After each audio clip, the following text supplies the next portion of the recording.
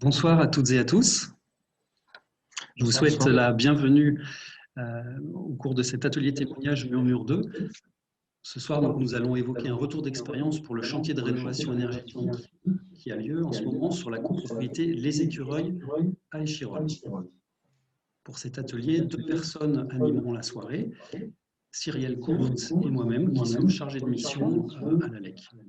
Et puis, nous avons également la chance d'avoir des intervenants, donc Monsieur Emprunt, qui est président du conseil syndical de cette copropriété, et Yves Terrasse, qui est maître d'œuvre pour cette copropriété.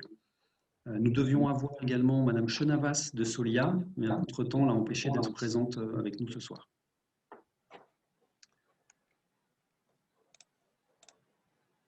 Alors, au sommaire de ce soir, pour évoquer ce retour d'expérience, on commencera par une présentation de la copropriété en quelques chiffres. On évoquera quels sont les travaux en cours et puis on laissera la place au témoignage du conseil syndical et du maître d'œuvre avec une série de photos avant travaux, pendant travaux et après travaux. Excuse-moi Eric, je te coupe juste un instant. Apparemment, il y a un écho. Est-ce que vous nous entendez bien? Moi je vous entends. C'est vrai qu'il y a de l'écho quand M. Tournier parle, oui.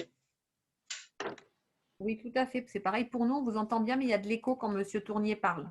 Et quand moi je parle, est-ce qu'il y a un écho? Non. Pour vous, c'est bon. D'accord. J'ai pas trop de... Je vais essayer avec ça.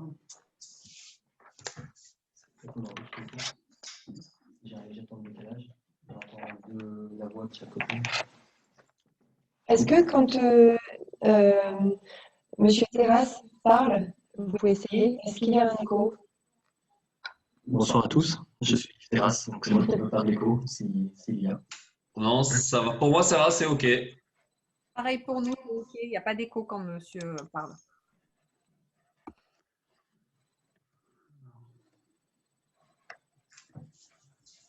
Désolée pour ces petits ajustements techniques.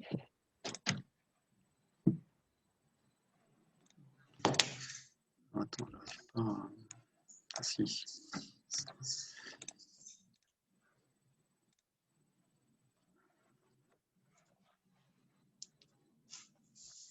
Je n'arrive pas à changer le son. L'écho vous empêche de m'entendre? Là, ça va mieux. Là. Je ne sais pas ce que vous avez fait. Moi, ça va mieux de mon côté, au niveau de M. Emprunt. Ouais, moi aussi, ça va mieux. Ok, on va continuer comme ça.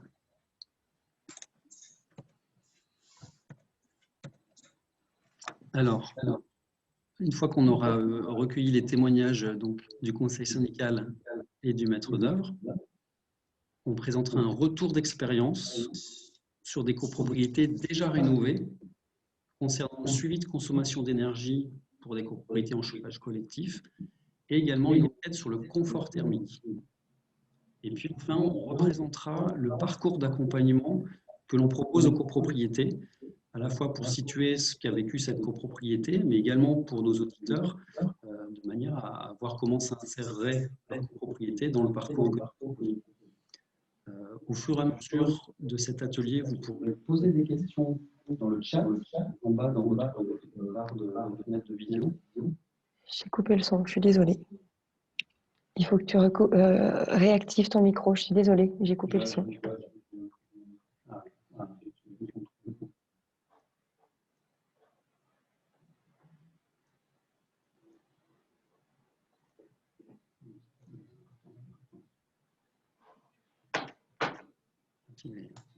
Non. Non, mon son est activé. C'est bon. Donc j'en étais voilà, au parcours d'accompagnement que nous vous présenterons. Au fur et à mesure, si vous avez des questions, vous pouvez les poser avec votre clavier sous forme de chat. Et Cyrielle collectera les questions. Donc s'il y a une question de compréhension, n'hésitez pas à en faire part pour qu'on puisse y répondre tout de suite. Et puis il y aura plusieurs temps d'échange également pendant le temps d'atelier.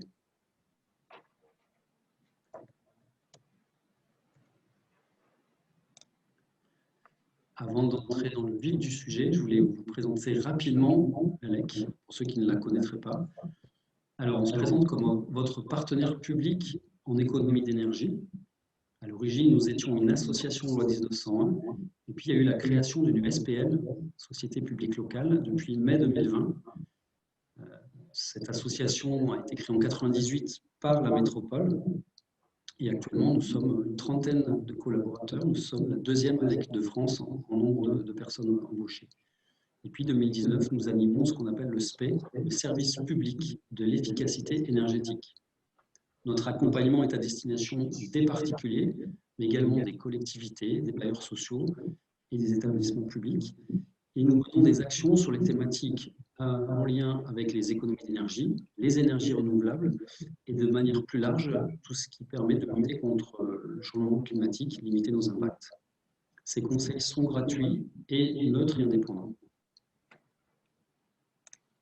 J'en viens maintenant à la présentation de la copropriété qui nous intéresse. Vous en avez un petit aperçu avec les immeubles là au fond d'écran. Je vais décrire un petit peu cette copropriété et puis on va parler des travaux qui sont prévus et en cours. Vous avez une situation de la copropriété au sud de Grenoble, là, donc à Échirolles. Plusieurs bâtiments construits entre 1963 et 1965. Au total, il y a 5 bâtiments et dans les travaux que l'on va présenter, il n'y en a que 4 qui font partie de l'opération. Il y a des bâtiments en 10 niveaux habités, donc des R+9, et des bâtiments également en R+4. En complément de ces bâtiments d'habitation, il y a aussi une ancienne loge de concierge, un bâtiment de commerce et une salle commune. Sur un total de 331 logements pour les 5 bâtiments, il y en a 287 qui sont inclus dans Murmure 2. Ce sont les 4 bâtiments qui bénéficient de travaux en cours. Et en termes de logement, c'est essentiellement des T3 et T4. Pour le chauffage et l'eau chaude sanitaire, c'est individuel, électrique ou gaz. Je vais maintenant vous montrer une vue aérienne présentant les 4 bâtiments en cours de travaux, A, B, D et E. Et on voit donc la différence de hauteur de bâtiments, des bâtiments à 2 montées, des bâtiments à 3 ou 4 montées. Donc c'est vraiment un grand ensemble avec voilà, différentes façades, différentes orientations, différentes typologies de bâtiments. Donc on aura un moment tout à l'heure pour décrire la vie du chantier à la fois par le maître d'œuvre et par le président du conseil syndical.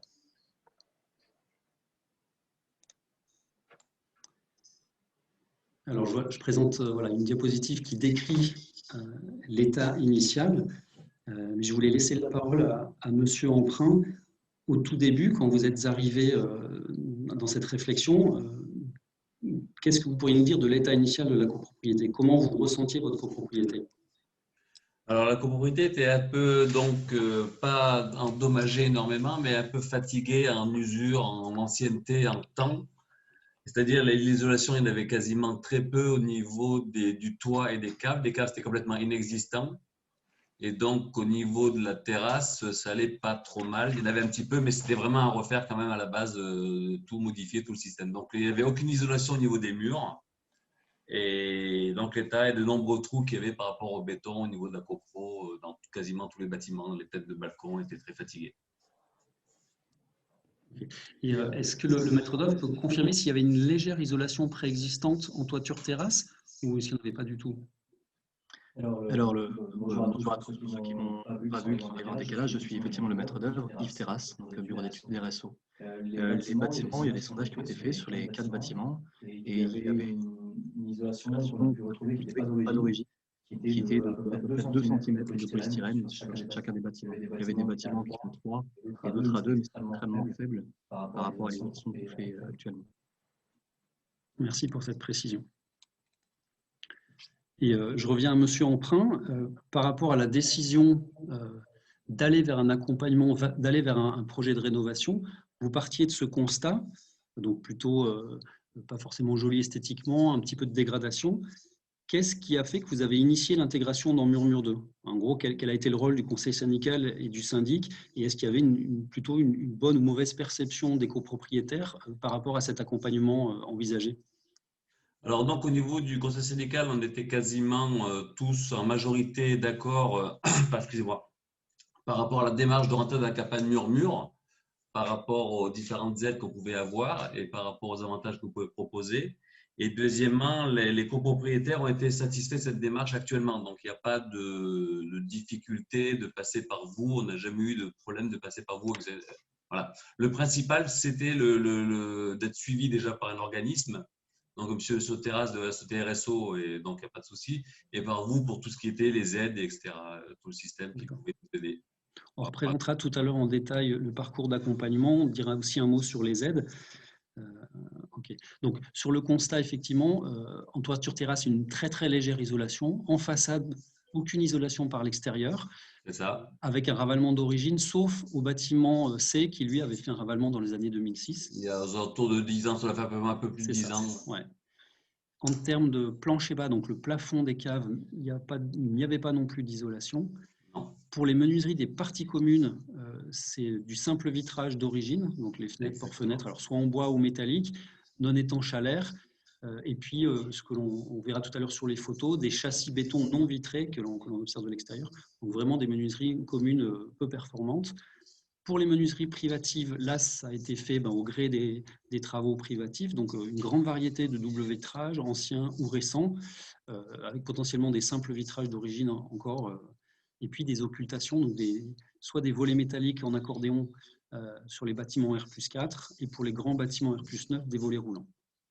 Et sur l'état initial aussi, une ventilation naturelle, c'est-à-dire sans moteur électrique, sans courant d'air forcé ni maîtrisé pour les bâtiments R+4 et R+9, sauf au bâtiment A qui a été le dernier construit et qui, lui, a bénéficié d'une ventilation mécanique contrôlée, une VMC gaz. Voilà pour l'état initial. Alors, monsieur, quand j'ai demandé à M. Emprunt un peu de se rappeler combien de temps avait duré un petit peu la démarche entre l'inscription au dispositif numéro 2 et le vote des travaux, en fait, c'est plus long que ce que vous m'aviez dit, monsieur Emprunt, parce que le début de la réflexion, en fait, l'inscription de cette copropriété à Murmure 2, ça a eu lieu en mai 2015. D'accord. Ensuite, le temps de pouvoir tenir une première réunion avec l'ALEC, de visiter la copropriété, ça s'est fait en 2016. Et ensuite, on a pu faire une étude personnalisée qu'on a restituée lors d'une réunion collective qui a eu lieu en décembre 2016. Suite à quoi, il a été proposé à la copropriété de nommer un maître d'œuvre. Donc, l'Assemblée générale de janvier 2017 a donc choisi de nommer RSO, M. Yves Terrasse, présent ce soir. Nous avons aussi organisé un atelier participatif en invitant l'ensemble des copropriétaires. Et donc, on a utilisé la salle commune qui est sur place à la copropriété pour proposer une réflexion pour que chaque copropriétaire présent puisse s'exprimer sur comment il verrait sa copropriété dans 20 ans, quels travaux seraient pour lui intéressants. Et donc, cet atelier a permis de confirmer que les travaux d'isolation étaient en majorité pressentis comme nécessaires. Voilà. Ensuite, il y a eu une réunion organisée par Solia, notamment sur les aides financières. Donc, c'est une préparation d'AG de travaux qui a eu lieu en 2018, puis l'AG de vote des travaux en mars 2019, et enfin le démarrage de travaux tout début février 2020. Donc, ça fait, on voit de nombreuses années entre un début de réflexion et notamment l'accord de la copropriété pour démarrer les travaux, et encore un peu de temps pour démarrer ces travaux-là. Donc, on voit que c'est une réflexion à longue échéance, et que ça prend du temps pour préparer tout cela. Il faut bien réfléchir à l'avance. Et M. Emprunt, du coup, en quoi l'accompagnement à la fois de l'ALEC et de Solia, ça a pu vous aider à cette prise de décision? Alors ça nous aider à la prise de précision, comme de décision. De décision, pardon, tant pour moi. C'est les voter en toute connaissance de cause, c'est-à-dire les gens ont voté cette démarche par rapport en toute connaissance de cause. Il y a eu des réunions qui étaient faites par rapport avec vous avant et nous amener directement sur un terrain qu'on n'était pas conquis, mais qui correspondait à ce qu'on recherchait dans la copropriété. Alors, dans le cadre de l'accompagnement, on évoque plusieurs arguments. Le gain en confort, à la fois l'été, mais aussi l'hiver, bien sûr. On parle des aides financières, on parle de la valorisation du bien immobilier. Et donc, ces aspects-là ont pu jouer sur la décision. Est-ce qu'il y avait des réticences aussi de la part des copropriétaires quant au fait de s'engager dans cet accompagnement, dans cette dépense de travaux? Alors, il y a toujours une petite réticence sur certains copropriétaires ou propriétaires, mais très peu. Par rapport à la majorité des gens, il y en avait quand même plus qui étaient d'accord d'isolation de la campagne murmure, de rentrer dans la campagne murmure. Mais c'était à la base, c'était uniquement en cas d'isolation totale. Je veux dire, c'était pas sur peinture là-dessus, il n'y a pas eu aucune hésitation là-dessus. Et certains copropriétaires ont été contre ou pas contre, mais ça n'a pas causé trop de problèmes au niveau de la copropriété. Une question, je vais laisser Cyrielle donc, Oui, faire part de la alors, question à tout le monde. une question, Monsieur Emprunt. Est-ce que vous avez une forte proportion de propriétaires occupants ou de propriétaires bailleurs sur l'ensemble de la copropriété? Alors, en gros, on va dire 60% de copropriétaires et de locataires à peu près 40%. En gros, en moyenne, c'est pas. Voilà.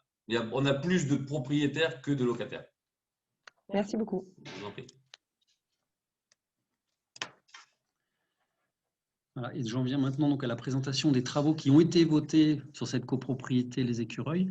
C'est ce qu'on appelle la rénovation complète dans Murmure 2. C'est un bouquet qui inclut l'isolation des murs par l'extérieur. On isole également la toiture et on en profite pour refaire l'étanchéité. Il y a également l'isolation des planchers bas, que j'ai oublié d'indiquer ici, et le remplacement des portes de hall qui donnent sur l'extérieur, des fenêtres collectives. Dans le cadre de ce grand chantier, au cas par cas, il peut y avoir des copropriétaires qui choisissent aussi de remplacer leur menuiserie privative. Et il y a eu également aussi une intervention sur des garde-corps.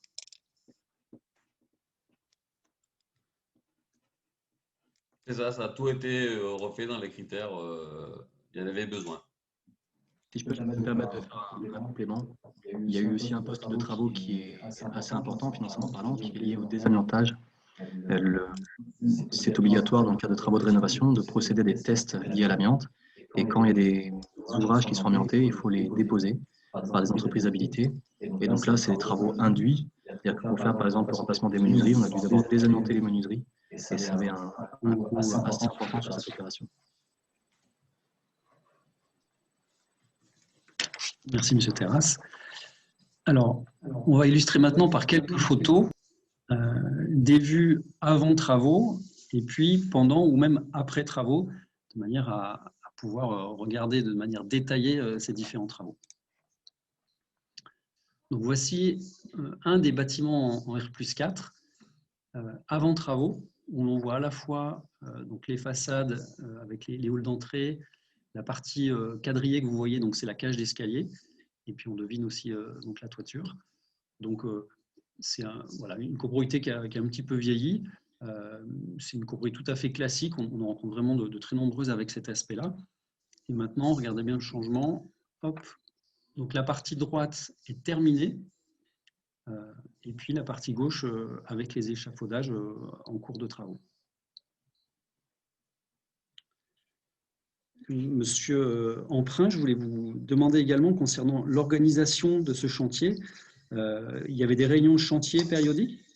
Oui, on avait des réunions donc avec le maître d'œuvre et les sociétés concernées donc, qui correspondent à notre copropriété. Donc, selon la semaine, ça se présentait tous les 15 jours.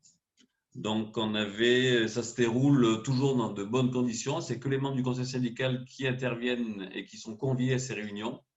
Donc, avec le maître d'œuvre, les sociétés correspondantes qui correspondent aux critères qu'on recherche actuellement et bien sûr le conseil syndical.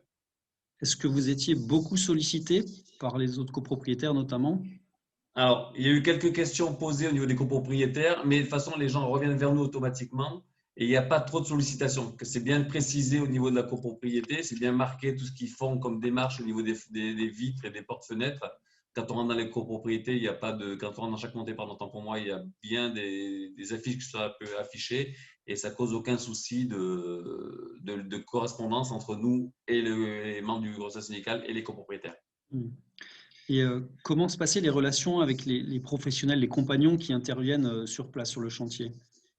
Alors, les compagnons qui se présentent donc au niveau de la copro, donc il n'y a pas trop de rapport entre nous et eux parce qu'ils connaissent très bien leur travail, ils sont toujours très sympathiques. On n'a aucun reproche à leur faire. Ils ont une bonne relation avec les gens et ça ne cause aucun souci entre nous et eux. La relation qu'on a avec eux, elle est parfaite. Si on leur pose une question, ils vont nous répondre sans aucun problème. dans leurs moyens. Voilà, donc ça a bien été mis. Il n'y a aucun souci là-dessus sur la relation qu'on peut avoir avec les sociétés. D'accord. On voit ici de manière un petit peu plus détaillée, donc à gauche, avant travaux, une montée d'escalier. Et puis sur la partie droite, cette montée terminée avec encore les échafaudages présents sur une portion de la façade. Et Monsieur Emprunt, par rapport au mois de décembre 2020, vous en êtes à quel avancement de travaux? Puis Monsieur Terrasse aussi pourra préciser sûrement. Alors, nous, ça avance très vite, donc qui correspond au bâtiment. Donc, il y a deux grands bâtiments. Il y a les deux grands bâtiments, ça je laisserai M. Terrasse répondre, parce que moi, je suis concerné plus par les petits, mais je le vois au bien des autres, ça avance très bien. Donc, tous les toits sont quasiment finis. Vous me trompez, si vous me recorrigez, M. Terrasse, s'il y a quelque chose. Donc, les toits sont finis, les caves sont en cours de finition, enfin, ça commence à fonctionner. Quelques bâtiments sont montés, quelques bâtiments sont faits. La plupart des façades, donc pour mon bâtiment, sont faits à plus de 50%. Donc, tout se passe très, très bien, se déroule très bien et fonctionne parfaitement. Monsieur Terrasse, vous vouliez compléter? Alors, je vais compléter effectivement, mais ce qu'a dit M. Emprunt est très juste par rapport aux petits bâtiments qui sont un peu plus avancés que les deux grands. Au global, on a passé la moitié du chantier, c'est-à-dire qu'on a plus de 50% de travaux réalisés en volume général. J'en profite pour répondre à une question d'un monsieur qui demandait le nombre de corps d'état. Donc, on a 8 corps d'état sur ce chantier. On a effectivement des travaux de façade, d'étanchéité, donc ça, c'est 2 corps d'état différents. Une entreprise qui fait l'isolation du plafond des caves, le lot électricité qui va reprendre toute l'électricité induite par l'isolation du plafond des caves. On a un menuisier extérieur, un désamianteur, un lot garde-corps, donc les garde-corps, c'est les balustrades des balcons, et un lot menuiserie intérieure qui est le lot, ce sont des travaux induits, on met des portes coupe-feu, notamment au niveau des caves, au niveau de certains locaux vides ordures, puisqu'on doit les démonter ces portes, on va remettre des portes aux normes. Donc, on a 8 corps de métier, 8 entreprises différentes, 9 exactement d'ailleurs, parce que le façadier, c'est 2 entreprises de façade qui interviennent sur site parce que c'est quand même un très gros chantier. Et pour avoir un chantier assez efficace et avec un rendement important, parce que pour pas que les copropriétaires soient pénalisés avec certains qui commenceraient à payer et pour qui l'isolation serait faite 2 voire 3 ans après, on a 2 entreprises de façade distinctes qui interviennent pour avoir un chantier un peu plus court et limiter la durée globale du chantier. Donc aujourd'hui, on a passé effectivement on est entre 50 et 60% d'avancement général. Les premiers bâtiments, les petits, seront terminés aux alentours du mois de mai. Un des grands devrait être terminé entre juin et juillet de 2021. Et le dernier, qui est le plus grand, devrait être terminé entre octobre et novembre 2021. Donc on a un avancement qui est plutôt bon pour un chantier de ce gabarit, donc presque 290 logements. Merci. Je voulais également présenter donc, sur une rénovation de façade, vous voyez ici donc, les façades courantes avec un gris clair ou un blanc, et puis on a des menuiseries et des occultations. Et vous voyez ce volet-là avec des croix cochées. Je voulais redemander à votre maître d'œuvre pourquoi il y a des volets avec des croix, pourquoi des volets sans croix, à quoi ça vous sert, qu'est-ce qui s'est passé à cet endroit-là? Alors, si on cherche bien sur la photo de droite, on verra qu'il y a 2 types de croix, mais on ne le voit pas bien avec les filets d'échafaudage. Vous avez des croix oranges et vous avez des croix blanches. Les croix blanches, ce sont des volets qu'on ne va pas traiter puisque les copropriétaires ont souhaité donc faire changer leurs volets et installer des volets roulants. Donc, on a marqué les volets pour qu'on sache qu'on n'a pas à les peindre et que les copropriétaires vont commander leurs volets roulants qui sont posés dans le cadre du chantier. Et on a un autre type de croix, qui sont les croix orange. Là, c'est une autre problématique. Les gens ne vont pas changer les volets. Par contre, leurs volets sont rendus trop hauts. C'est-à-dire que maintenant qu'on a isolé, il y a une légère couche d'enduit qui a été mise en haut, ce qu'on appelle le linteau, et sur les côtés. Et le volet doit être ce qu'on appelle détalonné, donc raccourci un petit peu, pour pouvoir se manipuler correctement. Donc, il y a des volets qu'on a marqués également avec une autre croix, donc orange, pour savoir qu'à l'atelier, on va devoir les disquer pour les raccourcir un petit peu. Donc, on a fait des marquages effectivement sur le chantier pour traiter les persiennes qui sont traitées d'usage. On les traite en dernier lieu sur le chantier. C'est les dernières interventions.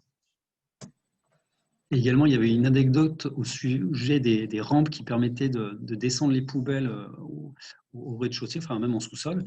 initialement, donc l'épaisseur d'isolant en façade est la même partout, et finalement, vous aviez dû adapter localement à certains endroits pour pouvoir passer les poubelles, c'est ça, Monsieur Terrasse? Oui, alors là, sans dire que c'est une erreur de ma part, mais c'est des choses qu'on ne voit pas forcément quand on est derrière son ordinateur en tapant le dossier. Et sur site, on s'est aperçu qu'effectivement, si on mettait une épaisseur trop importante dans la descente des caves, qui descend des caves sert aussi à la manipulation des poubelles. On s'est aperçu que ça passait, qu'on pouvait manipuler une poubelle, mais qu'il y avait quand même un risque relativement important d'endommager le mur et que ça rendait la tâche des personnes qui s'occupent de ça plus complexe. Donc, on a pris le parti en chantier de réduire l'épaisseur d'isolant en mettant un isolant un peu plus performant pour garder une épaisseur d'isolation correcte et pour qu'à l'usage, le bâtiment ne soit pas dégradé. Parce que c'est important aussi de réfléchir à l'usage du bâtiment. Et ça, c'est souvent en chantier qu'on adapte un petit peu le projet. Merci. Je continue sur les vues du bâtiment. Donc là, c'est le grand bâtiment, à gauche, avant travaux. Et on voit donc sur la partie droite une montée qui est entièrement faite et une montée qui est en cours de travaux. Et je voulais également montrer des détails. Ça, c'est à gauche le mur pignon du petit bâtiment avec la portion de mur verticale. Donc cette portion de mur-là, qu'on appelle un voile béton, eh bien, il a été prévu qu'elle soit également isolée pour limiter le pont thermique. Et donc, sur la partie droite de l'image, on voit un détail où ce voile de béton commence à être isolé par une épaisseur. Là, on voit les panneaux, c'est du polystyrène graphité, donc il a cette couleur un petit peu gris foncé. Et ça va venir habiller l'ensemble, donc le nez de ce voile de béton et le retour vers l'extérieur. Monsieur Terrasse, vous voulez décrire ou compléter ce que je viens de dire? Oui, alors un détail important, donc il y a effectivement l'isolation qui traite le pont thermique, donc c'est des demandes qui sont du bon sens, mais issues aussi du référentiel mur-mur, donc qui est demandé qu'on traite au maximum les ponts thermiques. On ne peut pas tous les traiter. Typiquement, une dalle de balcon, la partie horizontale ne peut pas être isolée, puisque ça poserait des vraies pathologies, pas des vrais risques du moins. Et puis, on a la problématique aussi au niveau des seuils de porte-fenêtres. Si on isolait le dessus des balcons, ça obligerait de changer les menuiseries extérieures, donc ça serait compliqué, surtout pour les personnes qui vont déjà procéder au changement de leur menuiserie. Donc l'isolation des murs latéraux est importante. Il n'y a pas d'erreur sur la photo, il y a le côté droit qui est isolé avec des panneaux donc gris. Le côté gauche doit également être isolé, sinon ça n'aurait pas d'intérêt.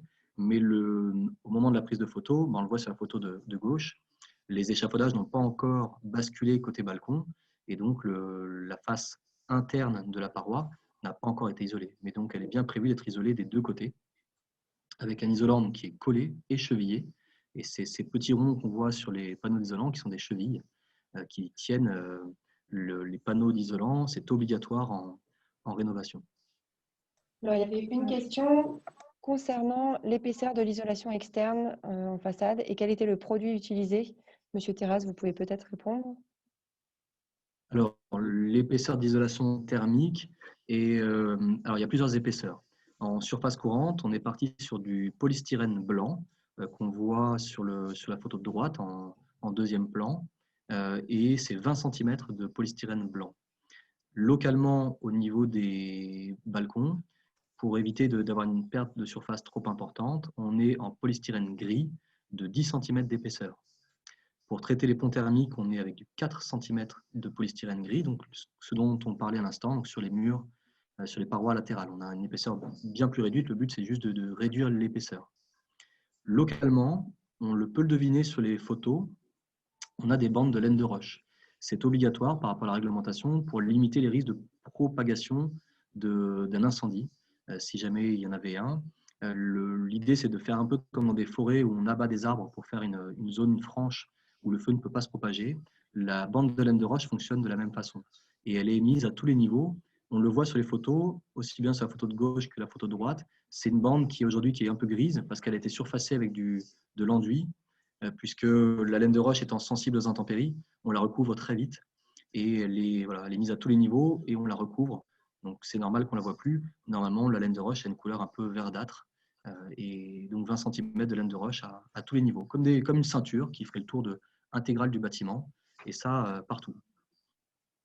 Donc, globalement, on a du 20 cm, du 10 cm et du 4. On a trois épaisseurs différentes.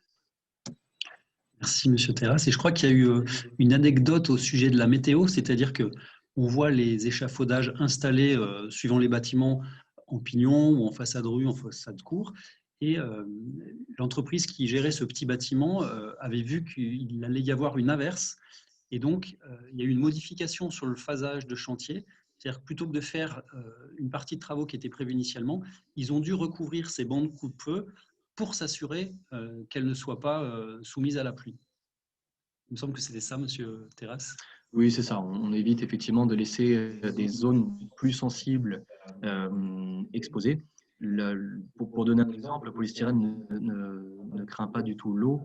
Malheureusement, on peut retrouver assez facilement sur la plage, notamment sur les plages et du monde entier, des morceaux de polystyrène qui ont traversé les océans et qui n'ont pas du tout été dégradés par les vagues, par l'eau salée ou autre.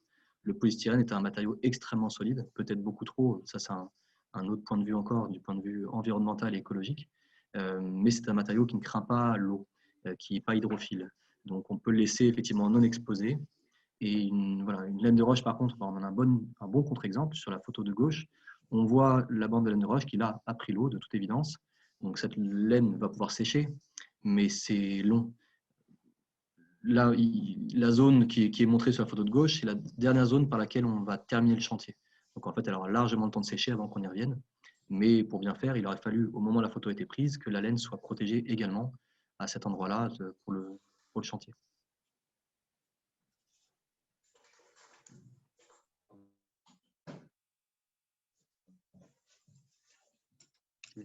Voilà, donc je voulais préciser, on devine en effet en soubassement, donc ces panneaux de polystyrène blanc qu'évoquait M. Terrasse, donc du 20 cm, avec là les chevilles qui ont été, on peut dire, rebouchées, de manière à pouvoir ensuite appliquer l'enduit et que ça ne fasse pas de creux. Et puis on voit également les finitions autour des grilles de ventilation des planchers bas. Alors, juste une parenthèse, parce que je sais que ça, c'est notamment à Grenoble, ça a été très entendu il y a quelques années, puisqu'il y a des vidéos à la caméra infrarouge qui avaient été faites sur les immeubles isolés de la caserne de Bonne, notamment. Et qu'il avait été vu que tous les points de fixation de l'isolation étaient des ponts thermiques en substance, puisque ces chevilles ont des clous métalliques et que chaque clou véhicule effectivement le chaud ou le froid. Sur la photo de tout à l'heure, on voyait qu'il y avait des rondelles blanches qui tenaient effectivement les panneaux d'isolant. Et c'est parce qu'on avait un isolant qui est très mince, de 4 cm, et qu'on n'a pas, malheureusement, pour des isolants trop minces, on n'a pas de solution technique.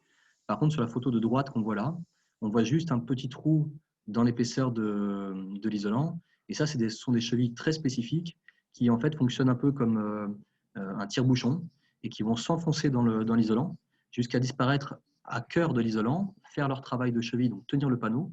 Et après, donc, dans les petits trous que vous voyez là, c'est une mousse qui est injectée et qui rebouche le trou. De ce fait, on supprime le pont thermique généré par les chevilles, puisque des chevilles sur un bâtiment, sur les écureuils, en l'occurrence sur cette copropriété, on a à peu près 160 000 chevilles qui sont mises en place. Donc c'est énorme, c'est proportionnel à la surface.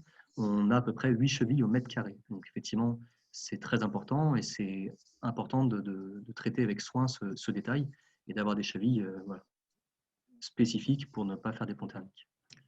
Ça me fait une introduction parfaite pour parler des nuances qu'il y a sur un chantier. Il y a de très nombreuses chevilles. Qu'est-ce que ça génère comme nuisance, ces percements? Alors, Monsieur Emprunt, si vous voulez répondre, puis Monsieur Terrasse pour en parler. Voilà, donc les chevilles, comme vous avez dit, M. Terrasse a très bien précisé, il y a beaucoup de chevilles, donc il y a beaucoup de trous qui sont faits au niveau de la copro et du mur.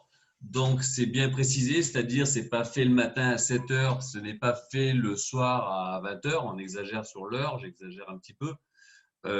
Ça se passe très bien. Je n'ai jamais eu de retour de gens qui se plaignaient du bruit. Sachant très bien qu'on est dans un chantier, il y a automatiquement du bruit, donc qui est généré par les perceuses, par les ponceuses, voilà. Donc pour le bruit au niveau de la copro, il n'a jamais eu de problème quelconque. Ça se passe sur 2-3 jours. Si je me souviens de ce terrasse, selon où vous vous trouvez dans quel bâtiment, par exemple, si vous avez une montée 1, la montée 1, ça va être fait sur peut-être une semaine, on va dire. Et après, ça passe à montée 3, donc le bruit est moins important par rapport à d'autres montées. C'est en effet la problématique majeure de nuisance sur un chantier d'isolation. C'est effectivement le bruit lié au chevillage. Alors, c'est obligatoire de cheviller, puisqu'on vient coller des panneaux sur des revêtements existants. Et donc, on ne peut pas garantir l'adhérence, non pas de la colle qui tient les panneaux, mais du revêtement sur son support d'origine. Donc, on doit cheviller, et c'est sûr que ça fait une résonance importante. Et les personnes qui, malheureusement, par exemple, travaillent de nuit ou ont des métiers à domicile, et on a été très confrontés à ça ces derniers mois, notamment avec le confinement, c'est une nuisance sonore. Donc, on essaye de définir des plages horaires. On propose aux copropriétaires de mettre à disposition des bouchons d'oreilles s'ils ont besoin. Et on informe effectivement sur les plages horaires de percement, en faisant des pauses aussi le midi, parce que c'est important d'avoir un moment où ça fait un peu moins de bruit. Et heureusement, c'est quelque chose qui est bruyant sur 2-3 jours peut-être, par logement, disons. Mais après, on bascule et ça se décale. Donc après, ça se décale dans le bâtiment, c'est beaucoup moins perceptible. Mais c'est sûr que c'est la nuisance principale d'un chantier d'isolation. Mais qui n'est pas une nuisance irréversible. Je veux dire, on ne va pas être traumatisé pendant 8 jours si on entend une journée ou 2 jours de bruit de perceuse. Ce n'est pas un problème qui est ressenti au niveau de la copro. Ils comprennent très bien que c'est un certain temps donné et qu'après on sera tranquille et c'est fini. Merci pour ce retour.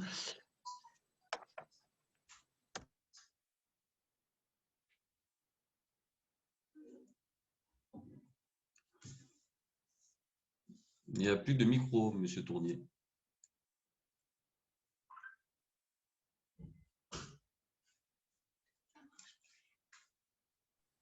Voilà, je voulais montrer un détail des appuis de fenêtre où l'on devine ici une portion de béton qui a été isolée et ensuite qui a été recouverte par une partie métallique. Monsieur Terrasse, comment on désigne cette plaque métallique? Ça a plusieurs noms. On parlait de couvertine ou d'appui de baie. Une couvertine, on utilise plutôt ce terme pour une pièce qui est complète, qui va disons, chapeauter complètement un mur, qui aurait une forme de, pardon, je me mets bien comme à la caméra, mais qui aurait une forme de U qui va coiffer la tête d'un mur. Là, on est sur une pièce un peu bâtarde, excusez-moi du terme, parce qu'en fait, on ne voit pas, mais vu du dessus, elle a une forme de L. Face à nous, en avant, c'est une couvertine complète, et en fait, après, elle fait une entaille pour épouser et suivre la menuiserie. Donc là, on a une pièce effectivement un peu complexe, qui a une forme un peu de L, et même si on regarde bien au fond, on voit qu'il y a un renfoncement. Donc la couvertine est aussi découpée pour aller jusqu'au fond, et sa fonction, c'est de protéger le dessus de l'isolation thermique pour qu'il n'y ait pas d'infiltration dans le complexe. Merci pour ces précisions. Je vais également illustrer donc, les menuiseries des parties communes. Sur la gauche, vous avez donc, en bas la porte de hall d'entrée. Et une fois qu'on est dans la cage d'escalier, initialement, il y avait presque toute largeur des menuiseries simple vitrage. Après travaux, vous voyez que la portion de menuiserie a été réduite. Les menuiseries ont été remplacées, mise en place de couvertines, et une portion a été isolée par l'extérieur. Et donc, si on prend une photo de l'intérieur, on voit ici la partie maçonnée qui a servi de support à l'isolation. Donc ça, c'est une modification qui a été étudiée en lien avec le maître d'œuvre, avec les services également urbanisme de la ville, puisque ça modifie l'aspect architectural. On avait ici menuiserie toute largeur, et là on l'a réduit. Mais ça permet donc de définir un espace ici dans la cage d'escalier qui soit isolé.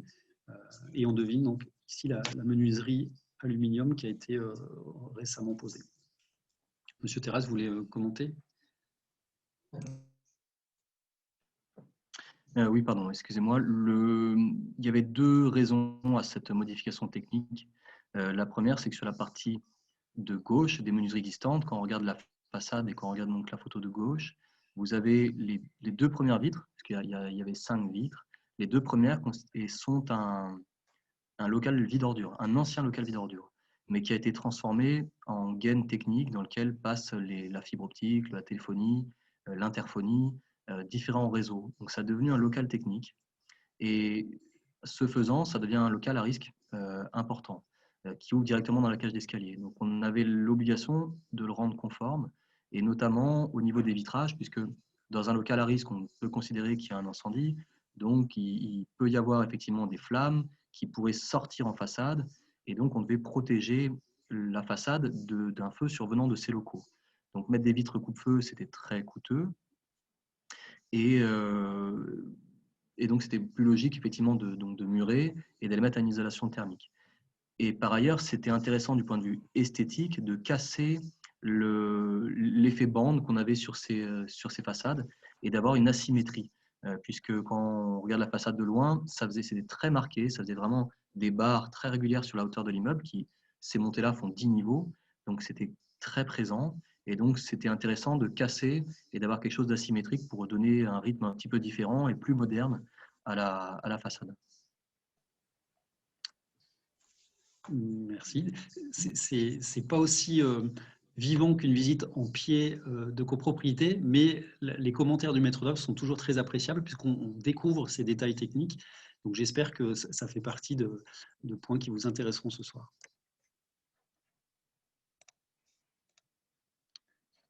Et puis également, donc avant de passer à la toiture, je voulais vous montrer des garde-corps de balcon qui ont été remplacés. Vous avez ici donc d'anciens garde-corps avec des baraudages verticaux. Et puis on retrouve la partie isolée avec la couvertine de tout à l'heure, également les nouveaux garde-corps installés. Je laisse la parole à Monsieur Terrasse pour commenter à nouveau. Alors cette photo est assez intéressante parce que c'est vraiment quelque chose qui est très régulier en copropriété. Et pour des travaux de tout type, à partir du moment où on touche aux façades, ravalement simple ou ravalement avec isolation. La difficulté, c'est l'interface entre partie privative et partie commune, puisque les loggias, donc ce sont des anciens balcons qu'on voit sur la photo de gauche, ce sont des balcons qui ont été fermés par des menuiseries aluminium vitrées. Ces menuiseries sont des parties privatives, donc qui appartiennent à chacun, alors que les balcons en eux-mêmes sont des parties communes à jouissance privative. C'est-à-dire que les travaux qui sont à faire sur le balcon sont à charge de toute la copropriété, même si chaque copropriétaire est le seul à pouvoir aller sur son propre balcon. Et en faisant ces travaux, donc là par exemple, il fallait changer les garde-corps métalliques parce qu'ils sont en mauvais état, il fallait les enlever. On était confronté parfois à l'interface avec les menuiseries, puisque des menuiseries ont été montées en reposant sur les garde-corps. Donc les garde-corps qui sont des parties communes, des ouvrages de sécurité collective, sont devenus des parties privatives à l'usage, puisque porteurs de verrières. Je ne sais pas si c'est très clair ce que je dis là, mais la problématique, c'est que à certains endroits, on ne pouvait pas enlever ces garde-corps, puisque si on les enlevait, on faisait tomber les verrières. Et donc, c'était après la question de qu'est-ce qu'on faisait de ces verrières. Donc, il y a eu tout un débat, savoir si on imposait la dépose des verrières aux copropriétaires ou si on changeait de façon un peu arbitraire, mais si on changeait le statut juridique des garde-corps et que donc les quelques garde-corps qu'on ne pouvait pas changer sont devenus des parties privatives, considérant que c'était non plus un garde-corps, mais un cadre, un support, si vous voulez, porteur des verrières. Il n'y a pas beaucoup de cas, mais il y en a quelques-uns. Et partant du principe qu'on devait les garder pour ne pas enlever les verrières, il fallait qu'on trouve une solution pour harmoniser du point de vue esthétique et aussi dissimuler ce qui se cache un peu dans les logements, parce que là, ce sont les balcons des cuisines, donc c'était intéressant de pouvoir cacher un peu ce qui se cache dans ces balcons. Donc, on est parti du postulat de mettre des vitrages effectivement opalescents, donc la lumière passe au travers, mais on ne voit pas ce qui se cache, et qui ont l'avantage aussi de masquer les quelques anciens garde-corps à barreaux qu'on n'a pas pu démonter. Les nouveaux garde-corps étant normalisés, répondant aux besoins premiers qui étant de protéger contre la chute. Donc, on considère aujourd'hui que ce sont les nouveaux garde-corps qui font leur fonction de sécurité et que les anciens qui ont été conservés ne sont plus que des cadres porteurs des verrières. C'est vraiment un sujet récurrent quand on intervient sur des copropriétés où il a été possible, où la possibilité a été donnée aux copropriétaires de fermer leur balcon et donc de transformer l'usage et l'affectation. Et surtout quand ça s'est fait sur peut-être pas des décennies, mais sur plusieurs années, et on va être confronté à autant de cas qu'il y aura de balcons. Merci. Et maintenant, donc, une illustration de l'isolation des toitures terrasses. Vous voyez sur l'image de gauche, donc, la partie horizontale a déjà été isolée, puis recouverte de gravillons. Et ce que l'on voit ici, donc en blanc et noir, c'est le petit muret supérieur que l'on appelle acrotère, avec les panneaux d'isolant sur la face externe. Et un détail ici d'une étude pour vérifier comment pourrait se poser la couvertine. Je laisserai M. Terrasse expliquer comment ils ont procédé. Et l'on voit ici en partie droite, toujours ça, c'est le muret d'acrotère. Et on voit un panneau d'isolant qui vient depuis cette portion de façade. Et le panneau perpendiculaire viendra embuter à cet endroit-là. Je laisse M. Terrasse préciser cette partie des travaux. Donc l'acrotère, effectivement, est le sommet de la façade en interface avec la toiture terrasse. Donc c'est un ouvrage vertical qui fait le lien entre la surface horizontale et donc le parement de façade. C'est très important que ce soit bien étanché et bien protégé des intempéries, puisque ça souffre énormément. Il était prévu dans le cadre du projet de mettre en place des couvertines. Donc c'est une pièce, effectivement, comme je disais tout à l'heure, un U qui chapeaute l'ensemble, qui protège aussi bien l'étanchéité bitumineuse du toit que l'isolation thermique de la façade. Il y a des règles de l'art qui définissent les modes de pose par rapport aux contraintes de vent, de neige, de pluie. Et Chirol a ses propres contraintes, mais on a été quand même vraiment frappé au sens propre comme au sens figuré, mais par le vent sur ces immeubles. On est vraiment dans un couloir de vent très important. Et ces deux grands immeubles que constituent les bâtiments A et B, qui sont orientés, qui sont exposés plein sud ou plein nord, c'est une barre qui est dans le sens le nord étant là-haut, le sud, prennent le vent de plein fouet. Et ce qui fait qu'il y a énormément de vent au sommet. Le vent comment dire, ça fait un effet réflecteur. Et donc, il y a un courant de vent très important sur le toit. Donc, on a voulu vraiment faire des prototypes pour le mode de fixation des couvertines. Parce que c'est malheureusement une pathologie assez récurrente d'avoir des couvertines qui se décrochent, qui s'envolent. Et là, on voulait prendre vraiment aucun risque. Donc, il a été convenu de fixer d'abord des panneaux en bois. On ne le voit pas sur la photo centrale, mais dessous, il y a des panneaux bois qui sont, eux, chevillés fortement à la maçonnerie et sur lesquels on vient fixer des couvertines qui sont collées par du mastic et vissées en complément avec des rondelles d'étanchéité. Donc, sachant qu'il y a aussi du mastic qui fait l'étanchéité, pour avoir quelque chose de très solide et qui ne perce pas l'isolation de façade ou l'étanchéité. La maçonnerie, en fait, sur le mur, nous avons une espèce de sandwich entre l'isolant, le mur, l'étanchéité. Nous nous sommes fixés dans la partie centrale maçonnée et la couvertine vient chapeauter l'ensemble. Donc, on a fait effectivement des prototypes pour ne pas se faire piéger par vraiment le vent qui est très important là-bas. Monsieur Emprunt, est-ce que vous avez déjà des retours de copropriétaires dont la toiture ou la façade est déjà isolée? Alors, on a eu quelques retours, j'ai quelques retours de copropriétaires, donc, comme vous disiez, par rapport aux façades. Donc, il est vrai qu'il y a une nette amélioration au niveau de la sensation d'humidité ou de froid qu'il peut y avoir dans les appartements.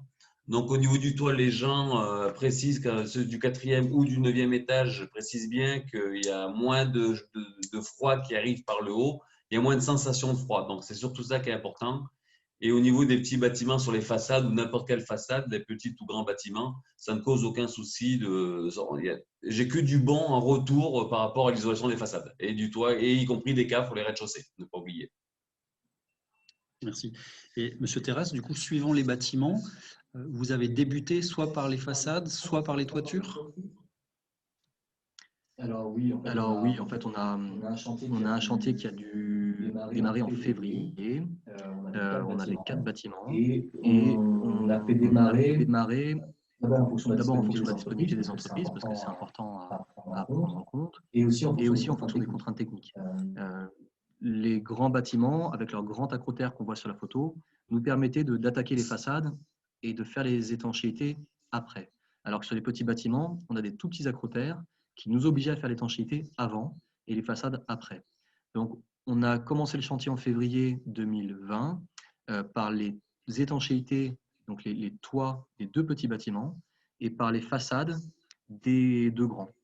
Donc, on n'a pas démarré dans le même sens.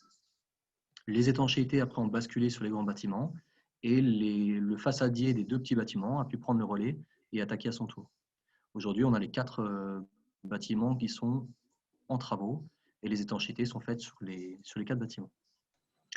Et pendant cette phase de travaux, est-ce que de la part des copropriétaires, il y a l'expression d'un ressenti, par exemple d'inquiétude? Est-ce qu'ils vous posent de très nombreuses questions? Est-ce qu'ils sont indifférents? Est-ce qu'ils se plaignent? Est-ce qu'ils s'impliquent?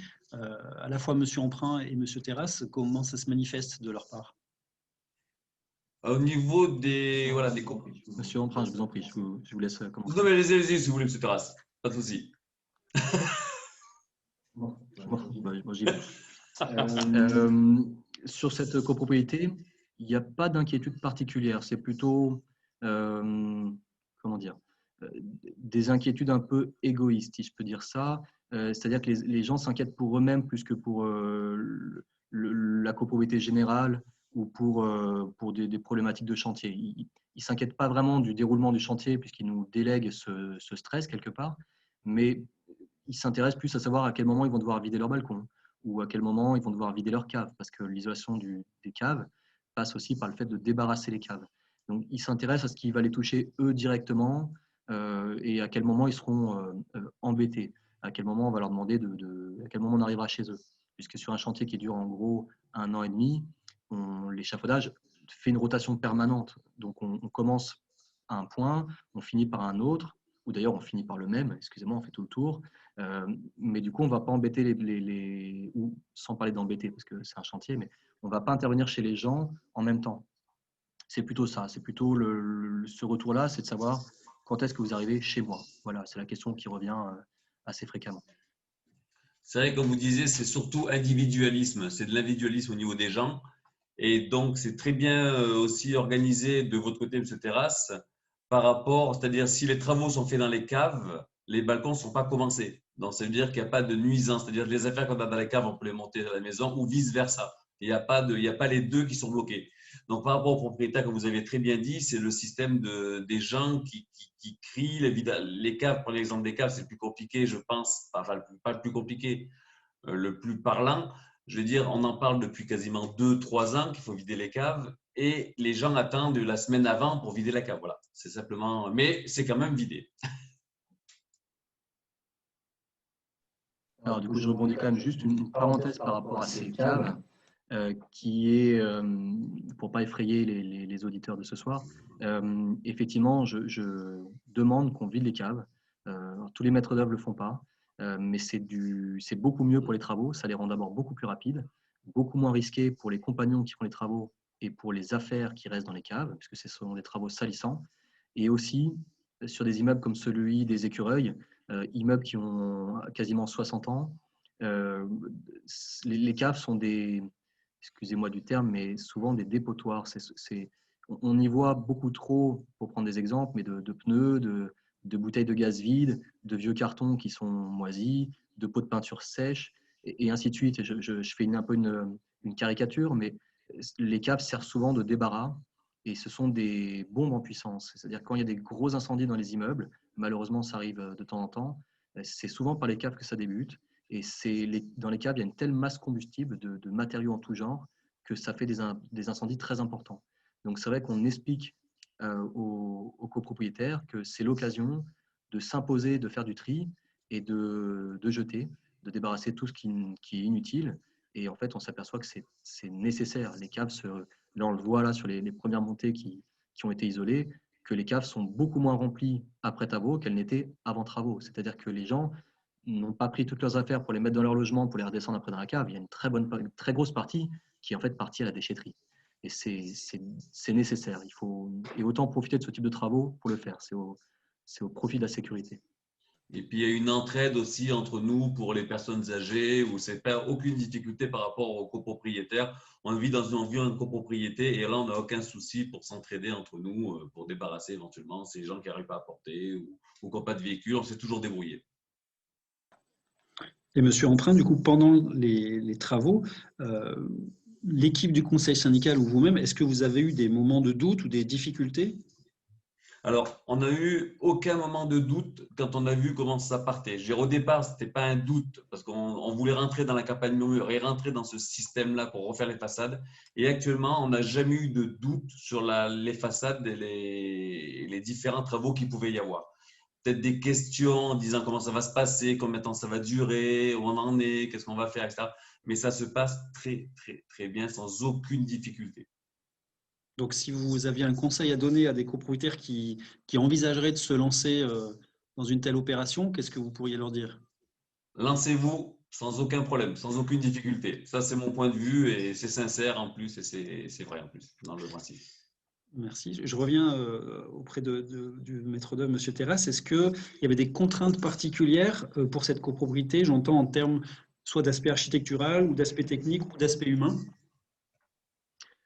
Alors, aspect technique et humain, non, ça a été plutôt un problème administratif, puisque c'est une copropriété qui comprend 330 logements, si je ne me trompe pas, 5 bâtiments, plus un bâtiment de commerce, et que dans leur règlement de copropriété, chaque bâtiment votait de façon indépendante. Donc, on a lancé une consultation sur la base d'un cahier des charges global, chaque bâtiment ayant son cahier des charges, son devis, et en présentant le projet à chacun des bâtiments en fonction de ses spécificités, de son coût, et d'accompagner la copropriété sur un vote global, mais réalisé par chacun des bâtiments. Donc c'était un peu la difficulté, en sachant qu'on était sûr de rien, il n'y aurait pu avoir aucun bâtiment qui faisait des travaux, tous, ou 1, 2, 3, jusqu'à 5.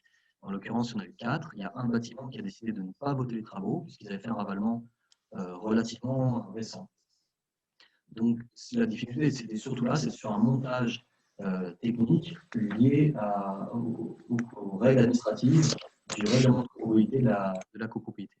C'était un peu la principale difficulté. Et concernant le confinement, de quelle manière ça a impacté sur le phasage de travaux, sur votre travail au quotidien?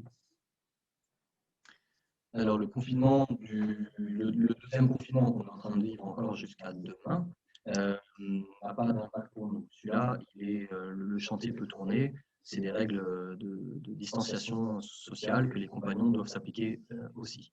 Le premier confinement nous a beaucoup plus perturbés puisque le chantier s'est arrêté très brutalement.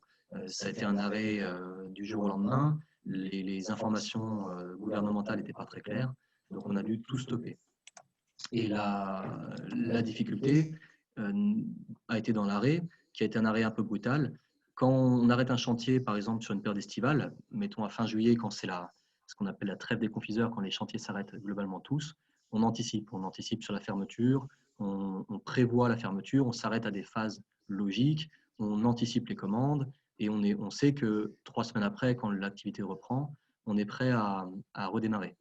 Là, on a arrêté tout brutalement, sans visibilité, et les entreprises n'ont pas repris toutes à la même période, puisque ça dépendait de leur organisation, de leurs moyens humains. Elles n'avaient pas tous les moyens de mettre en place les règles sanitaires, d'acheter les équipements et autres. Et donc, on a dû reprendre avec les entreprises qui pouvaient, et nous, on a considéré qu'on avait ce devoir, en tant que maître d'œuvre, de les accompagner à reprendre. C'est-à-dire que celles qui pouvaient travailler, même si d'autres n'étaient pas là, on a modifié la planification du chantier pour leur permettre d'intervenir, parce que celles qui pouvaient travailler, il fallait leur laisser la possibilité de le faire pour ne pas avoir des dégâts financiers trop importants. Et on s'est adapté après du retour de chacune au fur et à mesure de leur retour. Donc on a modifié le planning en fonction, et on a modifié également le chantier pour supprimer tous travaux sur des façades avec des balcons. On devait initialement travailler sur les façades avec des balcons. On a donné l'ordre de tout stopper et de se concentrer sur les façades plutôt arrière, où il y a les chambres notamment, pour que les personnes qui étaient confinées chez elles ne soient pas contraintes à regarder des compagnons sur leur balcon et qu'on leur bloque cet accès-là. Le seul, pendant le confinement, le premier, une des principales sorties, c'était le balcon que les gens possèdent. Donc on avait bloqué tous ces travaux. On a modifié l'organisation du chantier et les copropriétaires ont été très conciliants et je les en remercie puisqu'il n'y a pas eu de plainte par rapport à ça. Il y a des gens qui ont demandé à avoir de l'information pour comprendre ce qu'on faisait, mais on a modifié plusieurs fois le planning pour s'adapter de ce confinement. On a retrouvé un rythme normal qu'à peu près en mois de septembre-octobre. On est revenu sur un phasage logique. On a mis du temps à résorber les modifications qu'on avait faites. Mais au global, on n'a pas pris de retard réellement et on a pu permettre aux entreprises qui le pouvaient de travailler. Je me permets d'intervenir parce qu'il y a une question. Quel est l'intérêt d'isoler une façade quasiment recouverte de fenêtres et de balcons par rapport au pont thermique qu'il reste? Quel est le gain thermique dans ce cas-là? Alors, la question est pertinente puisque sur le cas des écureuils, on a les deux grands bâtiments qui sont donc les bâtiments A et B, dont les façades sud sont quasi exclusivement vitrées. Et donc, pour ces bâtiments, il n'y a pas d'isolation qui est prévue sur les façades donc côté sud, puisqu'effectivement, il n'y avait pas vraiment d'intérêt. On avait ce qu'on appelle les meneaux, donc c'est des petits bouts de mur entre chaque menuiserie, et ça n'avait pas d'intérêt d'aller isoler. Quand on voit le pont thermique généré notamment par les volets roulants ou par les menuiseries elles-mêmes, on se retrouvait avec à dépenser beaucoup d'argent pour un gain financier qui était très faible, d'autant plus sur une façade exposée plein sud. Donc, dans le cadre de ce projet, il y a une demande de dérogation qui a été formulée auprès de l'ALEC et de la métro pour ne pas isoler cette façade et maintenir l'éligibilité de la copropriété dans le dispositif mur-mur. Donc, les aides ont été obtenues en totalité sans isoler la façade sud. Il y avait une autre question. Quel objectif d'économie d'énergie visé? Alors là, c'est compliqué à dire si on parle d'énergie, puisque là-bas, on a un chauffage diffus. Tout le monde n'a pas le même type de chauffage, c'est du chauffage individuel. On part du principe que le projet est ce qu'on appelle BBC compatible. C'est le référentiel mur-mur est défini ainsi. Il n'y a pas d'obligation de faire des calculs réglementaires thermiques, donc on ne prend pas d'engagement, mais tout ce qu'on fait est du niveau BBC, donc bâtiment basse consommation. Si pour atteindre après un logement basse consommation, il faudrait que les copropriétaires en complément aient des fenêtres performantes, et ça c'est du privatif, et un chauffage performant, et donc les personnes qui ont des convecteurs électriques, c'est très mauvais. Pour les personnes qui connaissent comment se font ces calculs réglementaires, les convecteurs électriques, tout le chauffage électrique est très défavorable, défavorise énormément le résultat.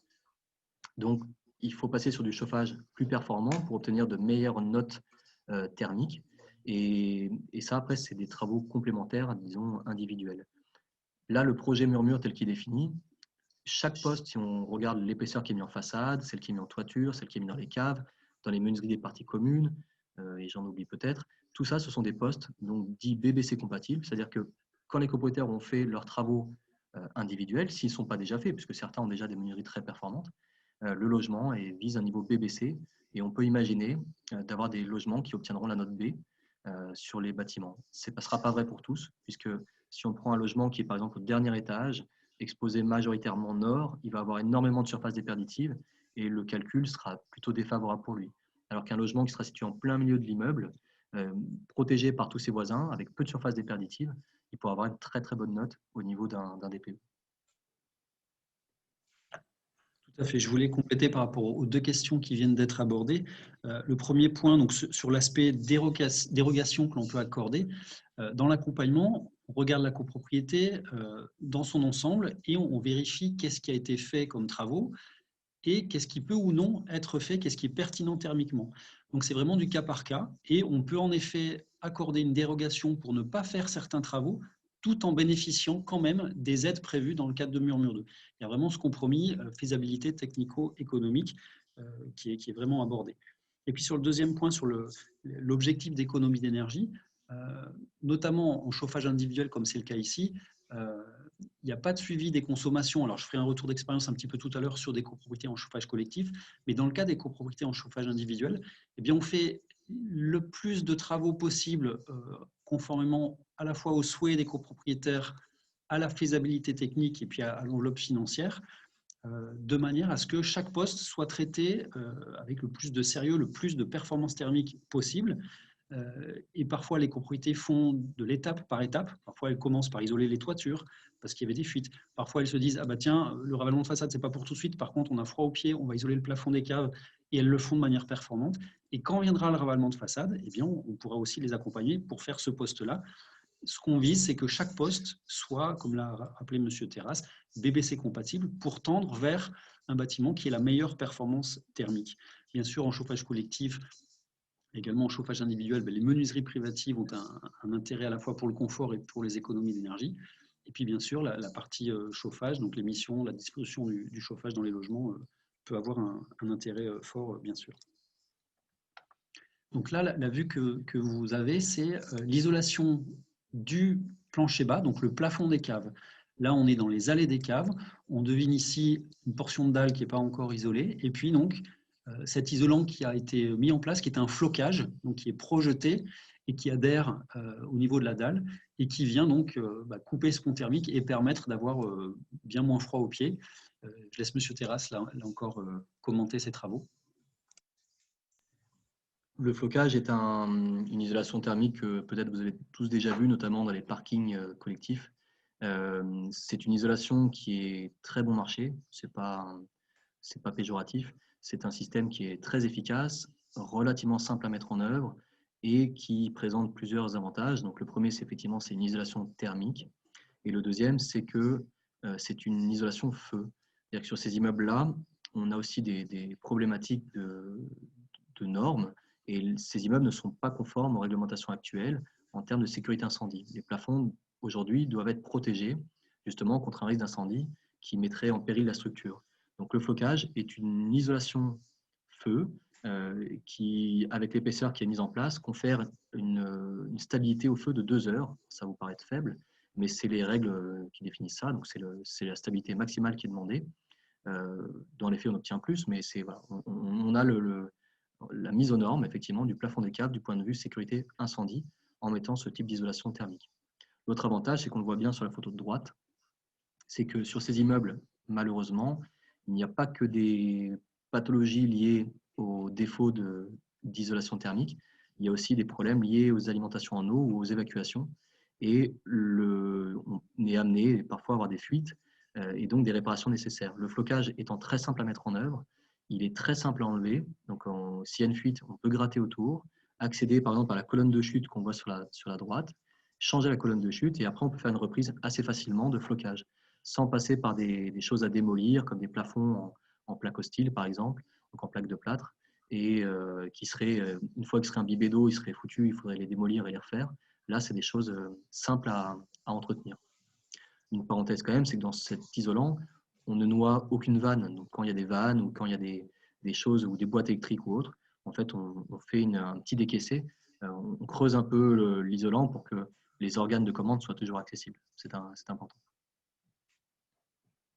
Il y avait une question également concernant la pose de VMC, ventilation mécanique contrôlée.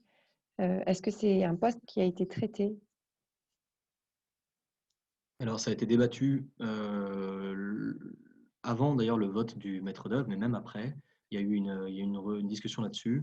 Et les copropriétaires ont souhaité ne pas y aller pour une raison, c'est le chauffage diffus, justement. C'est qu'en copropriété, vous avez une hétérogénéité de type de chauffage. Donc, quand on mélange notamment du gaz et de l'électricité, la mise en place d'une VMC est très compliquée, puisque la VMC, le principe, c'est de mettre en dépression un logement. On vient aspirer dans le logement de l'air. Si les systèmes gaz qui existent dans les logements ne sont pas conformes, il y a un risque en aspirant, qu'en mettant en dépression, on fasse refouler les gaz de combustion dans le logement. Donc, en mettant en dépression, on mettrait en danger les copropriétaires.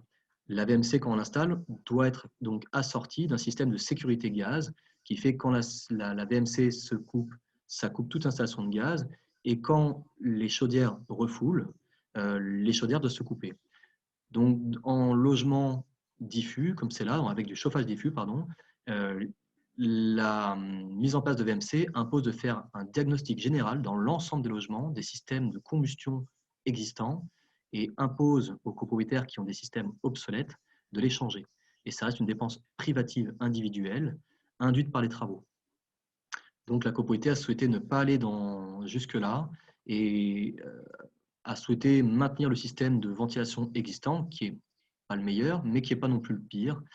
C'est ce qu'on appelle les conduits Schint, donc une ventilation naturelle qui marche très bien aux saisons pleines, disons l'hiver et l'été, c'est assez efficace. Ça marche un peu moins bien aux intersaisons. Donc, à l'automne, ou au printemps. Mais à l'automne ou au printemps, c'est là où on peut assez facilement aussi ouvrir les fenêtres de logement pour ventiler naturellement en aérant le logement. Donc, voilà, la copropriété n'a pas souhaité aller sur cette étude. J'en profite juste un rappel sur l'amélioration de la qualité de l'air dans vos logements. Que ça soit en hiver quand il fait froid ou en toute saison, il est bon d'ouvrir ses fenêtres, mettons 5-10 minutes le matin et le soir, pour aérer. En hiver aussi, il faut le faire. Si on ouvre que 5-10 minutes, ça ne va pas refroidir complètement vos murs, donc il n'y aura pas besoin de beaucoup d'énergie pour réchauffer votre logement, mais ça permet de maintenir donc une bonne qualité de l'air, c'est-à-dire d'évacuer les polluants, l'humidité, sachant que l'humidité peut être source notamment de condensation, de moisissures et d'émissions de composés organiques volatiles, les COV, qui ne sont pas bons du tout donc, pour la santé. Donc c'est important que vous ventiliez bien à minima par l'aération de vos fenêtres dans tous les logements. Ah, il y a une question, Cyrielle, je te laisse faire part à tout le monde. Alors, il y avait une autre question. Comment avez-vous effectué les choix des différentes sociétés qui ont été consultées pour tous les corps d'État? Alors, il y a eu 2 démarches. Il y a eu une démarche par rapport à certains corps d'État qui étaient, disons, petits, dont le montant financier était minoritaire. Cela, il y a eu un choix, une liste d'entreprises qui a été définie, et on a consulté les entreprises globalement du bassin grenoblois. Pour les corps de métier les plus volumineux en termes financiers, qui sont le lot façade et le lot étanchéité, il y a eu une consultation qui a été faite aux affiches, donc qui était un journal officiel, à la demande de la copropriété, donc de M. Emprunt et du syndic de la copropriété, donc M. Robles, où ces messieurs souhaitaient une transparence la plus totale et donc d'ouvrir largement la consultation. J'ai mis, moi, en tant que maître d'œuvre, un veto en disant que je ne voulais pas ouvrir au niveau national. Je ne souhaitais pas du tout imaginer faire un chantier à Échirolles de ce gabarit avec une entreprise lilloise.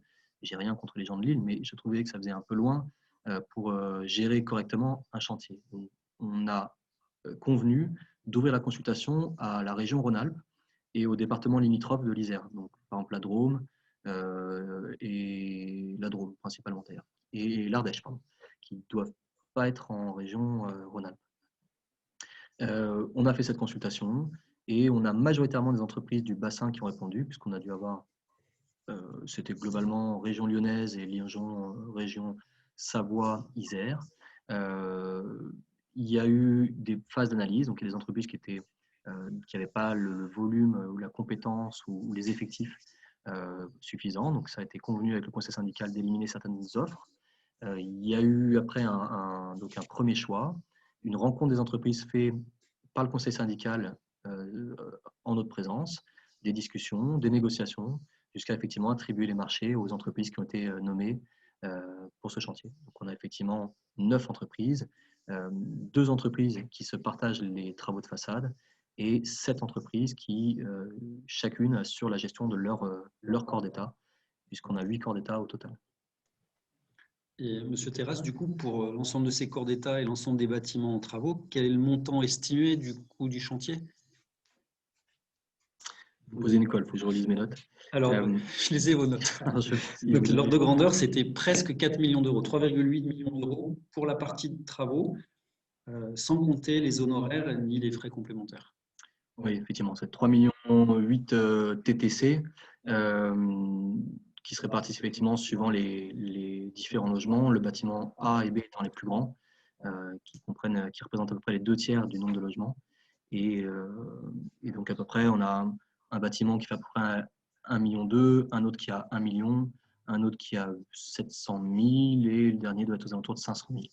Plus des travaux sur les parties communes, puisque cette copropriété a la particularité d'avoir une salle de réunion qui lui est propre. Donc, il y a un local isolé, identifié, qui est une grande salle de réunion, un local, une ancienne conciergerie, qui aujourd'hui est un logement loué par la copropriété. Donc, la copropriété a souhaité isoler ce local qui lui appartient, qui appartient à l'entité de la copropriété. Donc, on isole aussi ce logement et toute une très grande barre de garage qui sont prévues d'être ravalées, donc cette fois en ravalement simple. Donc, la totalité, on est aux alentours effectivement de 3,8 millions TTC hors frais complémentaires, donc d'assurance, d'honoraires et d'études diverses. Merci. Dans le cadre de la préparation également, on avait évoqué en complément des travaux collectifs. On a parlé tout à l'heure de certaines menuiseries privatives qui pourraient être changées. Comment ça interfère, entre guillemets, comment ça se phase avec les travaux? Est-ce qu'il y a une bonne intelligence? Comment on arrive à gérer le cas de chacun avec l'ensemble du chantier avec cette ampleur-là? Alors, il n'y a pas de règle pour cette problématique. Idéalement, il est bien d'avoir des fenêtres changées avant le ravalement, puisque le ravalement passe aussi par une phase de lavage et que les vieilles fenêtres sont souvent non étanches à l'air ou à l'eau, et on a toujours la crainte d'avoir un dégât des eaux quand on lave les façades par les vieilles fenêtres. Après, avoir des fenêtres neuves aussi, c'est pas terrible, puisque quand on utilise des enduits ou la peinture, on a toujours le risque de les salir, même si on les protège. Donc, il n'y a pas de règle. Ce qu'on a dit aux copropriétaires, puisque la question se posait beaucoup pour les fenêtres, mais surtout pour les loggias, donc pour toutes les menuiseries des balcons fermés, on a dit que de toute façon, on s'adapterait de chaque cas. Aujourd'hui, il y a des balcons, il y en a très peu, mais il y en a encore qui sont ouverts. Donc, on fait les travaux avec ces balcons ouverts. Il y en a beaucoup qui sont fermés et on s'adapte de chaque cas, puisqu'il y a sur les de 290 logements, on doit avoir 270 menuiseries différentes. On a vraiment des cas très, très différents, même si évidemment il y a des choses qui se rejoignent, mais on est tenu de s'adapter de l'existant, et donc on a dit aux gens de les changer comme ça les arrangeait. Cette copropriété étant très importante, il y avait quand même des appels de fonds assez importants à faire. On a conseillé aux personnes qui le souhaitaient de faire changer leurs fenêtres rapidement, sans trop attendre, puisque à ce moment-là, le crédit d'impôt était dans la balance et était amené à disparaître pour les menuiseries. Donc on a conseillé de ne pas attendre le démarrage des travaux qui démarrait quasiment 1 an et demi après, si les personnes souhaitaient changer leur menuiserie pour profiter aussi de la chaleur amenée par la menuiserie, des gains énergétiques effectivement amenés par les menuiseries. Après, il y a une autre problématique, c'est pour les personnes qui ont droit à des aides individuelles, qui elles peuvent faire financer en partie leur menuiserie dans le cadre de Murmure. Et donc ces personnes, il fallait qu'elles attendent un certain moment pour qu'elles puissent faire le montage du dossier de demande d'aide pour les travaux communs, donc les façades, les toitures et autres, en intégrant leur menuiserie. Donc il y avait différentes problématiques. Il y avait donc la durée d'appel de fonds, le fait que de toute façon on s'adapte de ce qui est en place et qu'on doit toujours trouver une solution, et puis que certaines personnes avaient des aides qui, elles, il valait mieux qu'elles attendent. Alors, il y a 2 questions concernant les coûts. La première, pouvez-vous nous donner une fourchette par appartement? Et la deuxième, pouvez-vous nous dire à combien s'élève le prix au mètre carré d'une isolation et d'une étanchéité d'un toit terrasse de ce type? Merci. Alors, pour la partie coût, je montrerai tout à l'heure une diapositive avec les quotes-parts moyennes par bâtiment. Je vais laisser M. Terrasse préciser également s'il le souhaite, et puis annoncer des coûts au mètre carré, par exemple, en ITE, en isolation de façade et en toiture terrasse. Alors, sur un immeuble comme une copropriété comme celle-ci n'est pas représentative, parce que les bâtiments DE, qui sont les petits, sont plus cohérents. Ce sont des bâtiments qui font 45 et 30 logements respectivement. Là, on est sur des tailles à peu près normales. Mais le bâtiment A fait, je vais me tromper, Monsieur Emprunt, j'ai besoin de vous pour m'aider. Moi, il fait 30 par 4, 120 personnes. Merci, 120 logements. 90 pour le B. Donc, on a des très grands bâtiments qui font que le coût ramené au logement est nécessairement plus faible. Par exemple, 1 mètre carré d'isolation de toiture terrasse sur le toit, là, est divisé par 10 logements qui sont en dessous. C'est ça. Alors que sur un petit bâtiment, 1 mètre carré va être divisé par 4 logements. De la même façon, sur une grande barre qui fait donc 120 logements, l'isolation des pignons latéraux se divise par 120 logements. Là où sur des immeubles plus petits, on a toujours 2 pignons et ça va se diviser par 30 ou 45 logements. Donc, on a des quotes-parts sur les grands bâtiments qui sont assez faibles pour un projet Murmure, un peu plus élevés, plus proche de la tendance générale sur les bâtiments D et E. Donc, on peut faire effectivement, là je viens de calculer très rapidement, je fais 3,8 millions que divise 285 logements et j'ai à peu près, je vous donne le chiffre, 13 350 € TTC de travaux.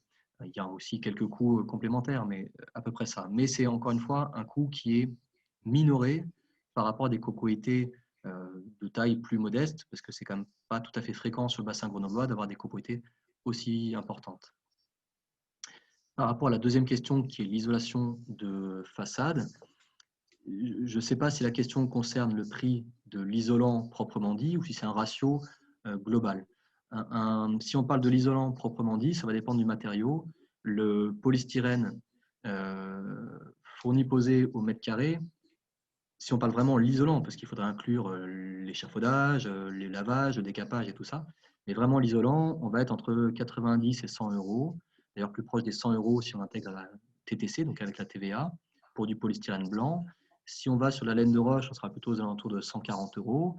Si on va sur des isolants biosourcés, donc chanvre, bois, ouate de cellulose, où on va plutôt atteindre pas loin des 200 euros. Et on a une gamme de prix comme ça qui est assez importante. Le polystyrène restant, certes, et je suis le premier à le déplorer puisque j'ai plutôt une fibre environnementale, donc ce n'est pas un matériau très sain à utiliser, donc on doit faire attention notamment aux déchets qu'on génère, c'est surtout ça, c'est qu'on doit avoir un chantier propre. Après, une fois que le polystyrène est en place, il n'y a aucun risque sanitaire, mais donc ce n'est pas un matériau très noble, mais par contre, il est très bon rapport qualité-prix. C'est un matériau très isolant, solide, et ça fait quand même un matériau très adapté à l'isolation en façade. Si, je reviens sur la question, pardon, si effectivement la question du coût en façade est un ratio, ça va dépendre des immeubles, ça va dépendre s'il faut étancher ou non des balcons, s'il faut changer ou non des garde-corps. On a en général des ratios qui vont tourner entre 160 jusqu'à 200 euros de hors taxe. Donc avec la TVA, ça fait entre 170 et 220 euros à peu près de travaux au mètre carré de façade. Façade étant tout compris. Il faut aussi bien compter les surfaces de fenêtres que les surfaces de murs. Si vous prenez la surface globale de vos façades, le ratio, c'est un ratio, hein, c'est à manipuler avec prudence. Ça dépend des contraintes techniques de chaque bâtiment, mais voilà, l'ordre de grandeur, entre 170 et 220, on est à peu près dans la plaque pour un coût de travaux de façade. Alors, il y a encore une question concernant le coût des travaux et le reste à charge. Avez-vous une fourchette du taux de subvention globale, murmure, aide particulière, etc. Alors, je sais qu'il y a une petite présentation qui est prévue là-dessus. Je ne sais pas si tu veux y répondre tout de suite, Eric, ou si tu préfères dérouler un peu la présentation avant. Je te laisse choisir. L'ordre de grandeur du pourcentage d'aide, quand on inclut l'aide collective et l'aide individuelle, le cas échéant, c'est-à-dire si notre situation au regard des impôts nous ouvre droit à cette aide individuelle, si on a des revenus modestes ou très modestes, hein, clairement dit, ça peut varier entre 45% à 75%, c'est un ordre de grandeur. Ensuite, c'est vraiment défini au cas par cas pour chacun des copropriétaires par l'organisme qui s'appelle Solia et qui gère l'ingénierie financière dans le cadre de Murmure 2.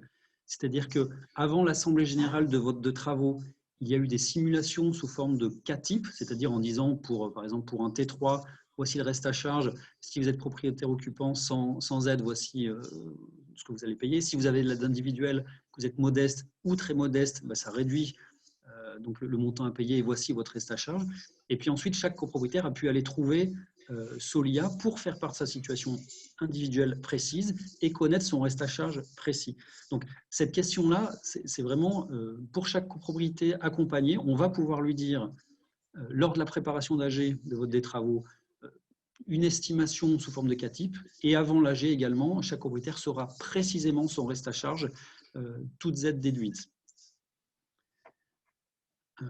Je voulais revenir sur la partie chiffrage de travaux et demander au maître d'œuvre, M. Terrasse, une estimation du surcoût entre un ravalement simple et un ravalement avec isolation.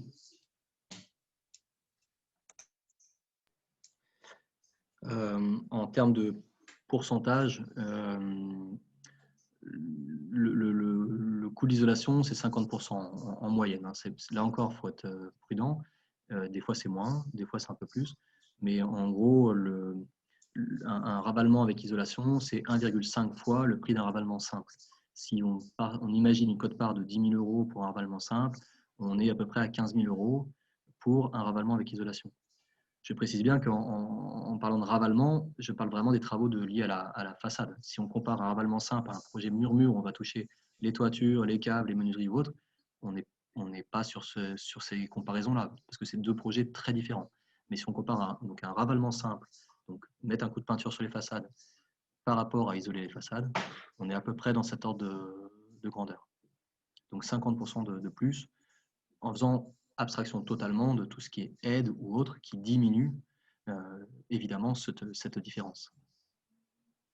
Et du coup, Monsieur Terrasse, qu'est-ce que vous diriez à une copropriété dont le ravalement de façade s'approche d'ici quelques années pour les inciter à intervenir sur les façades? Qu'est-ce que… Alors, la question, vous connaissez ma réponse en fait par rapport à ça, mais j'ai déjà dit effectivement à des copropriétés qu'aujourd'hui, faire un ravalement simple n'a pas beaucoup de sens du point de vue financier, du point de vue environnemental, du point de vue énergétique, de tout point de vue confondu. Un ravalement simple coûte cher. Certes, ça remet le bâtiment en état, mais il n'y a rien, il n'y a aucun gain. Il n'y a pas de gain de confort, il n'y a pas de gain financier, il n'y a pas de mise en valeur, puisqu'aujourd'hui, c'est quand même regardé par les acheteurs potentiels ou les locataires potentiels. Le fait qu'un bâtiment soit correctement isolé et que c'est gage de confort. Il y a gage évidemment de dépenses liées au chauffage, mais il y a aussi le confort. Et donc, c'est vraiment regardé. Donc aujourd'hui, j'ai même tendance, alors que ça ne prêche pas toujours pour ma paroisse, mais de dire qu'il vaut mieux ne rien faire que d'imaginer partir sur un ravalement simple. Il vaut mieux retarder l'échéance et imaginer mettre de l'argent de côté en faisant un fonds de réserve ou je ne sais quoi pour après partir sur un ravalement simple plutôt que d'aller partir sur un ravalement avec isolation plutôt que partir sur un ravalement simple. Après, ce propos-là est à modérer pour des copropriétés qui sont relativement récentes. Il y a des immeubles qui ont, à partir des années 80 disons, on a de l'isolation qui a été mise à l'intérieur des logements. Et donc là, ce discours-là peut être à moduler. Parce que, évidemment, quand on compare un immeuble qui n'a pas du tout d'isolation thermique et par rapport à des bâtiments qui sont déjà isolés, ça, c'est à prendre avec des pincettes. Mais tous ces immeubles des années 45-75, le cœur de cible de Murmure, c'est des bâtiments c'est une erreur de partir sur un ravalement simple. En tout cas, de mon point de vue. Voilà. Il vaut mieux, encore une fois, retarder de 5 ans s'il le faut et mettre de l'argent de côté, ou partir sur un prêt collectif qui marche très bien en ce moment et pour améliorer le confort des logements. Comme je le dis souvent aussi, un ravalement avec isolation s'amortit.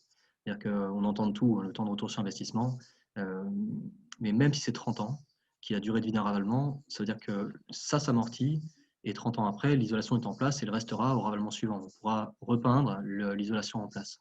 Alors qu'un ravalement simple ne s'amortit pas. Même au bout de 30 ans, il n'est toujours pas amorti. Il n'y a pas de… le temps de retour sur investissement est infini pour un ravalement simple. Donc, voilà. L'isolation, à mon sens, est aujourd'hui largement à privilégier.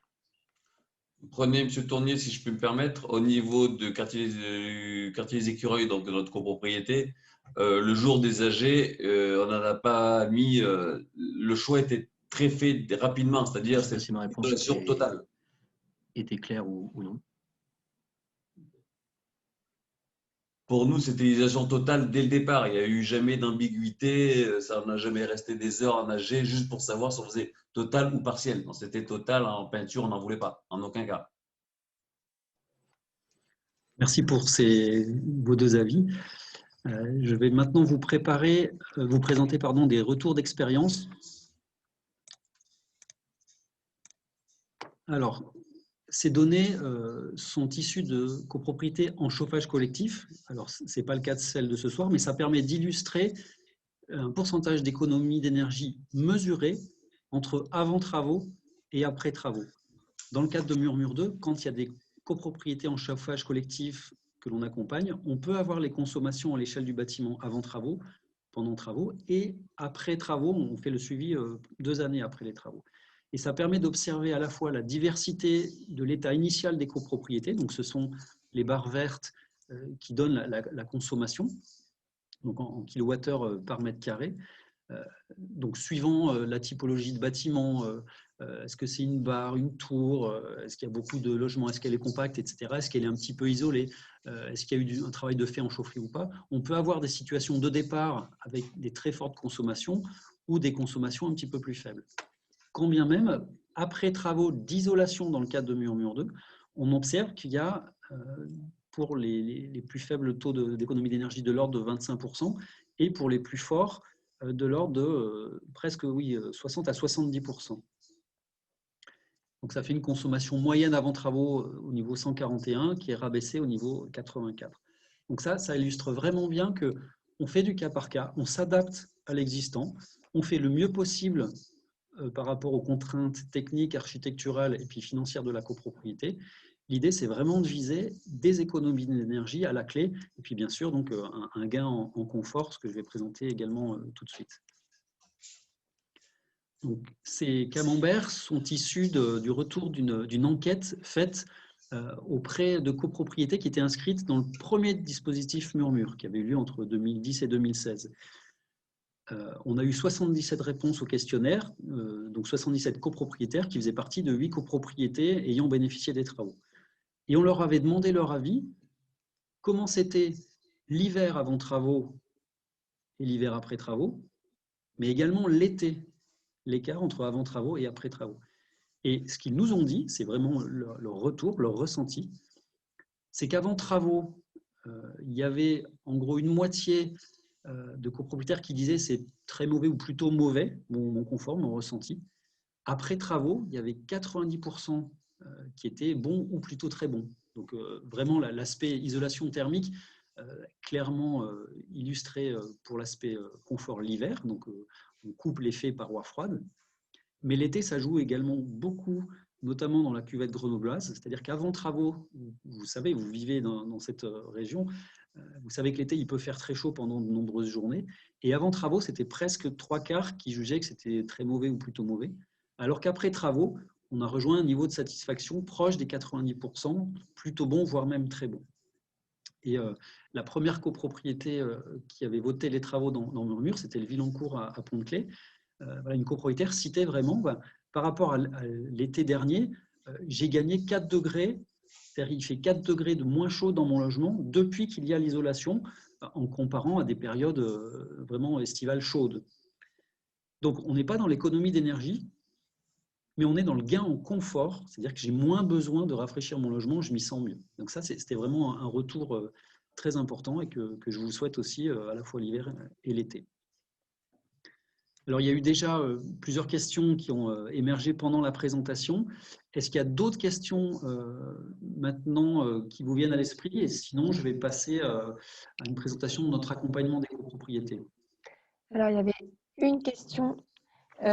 Oui, alors, une demande de précision par rapport au coût pour la toiture terrasse. La question portait sur le coût global, coût moyen avec fourniture et main-d'œuvre comprises et pas uniquement sur le coût de l'isolation. Donc ça, c'était une demande de précision. Et puis, il y avait une question concernant les règles en matière de sécurité incendie en toiture. Quelles sont-elles quand elles n'ont pas été prévues à l'origine? Alors, l'heure tourne, on a encore quelques diapos à présenter. Donc, pour les réponses, je vous demanderai d'être assez court.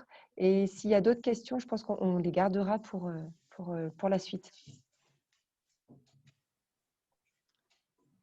Alors, pour faire court, donc le prix pour une réfection d'étanchéité en toiture terrasse. Donc, on parle vraiment d'une toiture terrasse avec étanchéité bitumineuse et par exemple des graviers. On est aux alentours de 160-170 € fournis posés d'étanchéité. C'est un ratio moyen, donc un ratio surfacique. On prend la surface du toit fois 170, on a à peu de choses près le coût des travaux. Après, c'est toujours pareil, s'il y a des éléments en amiante, s'il y a des souches, s'il y a des édicules, s'il y a de la VMC à déplacer, tout ça peut aggraver ce ratio. Mais c'est à peu près ça, donc 170 € du mètre carré. Pardon, j'ai déjà oublié l'autre question.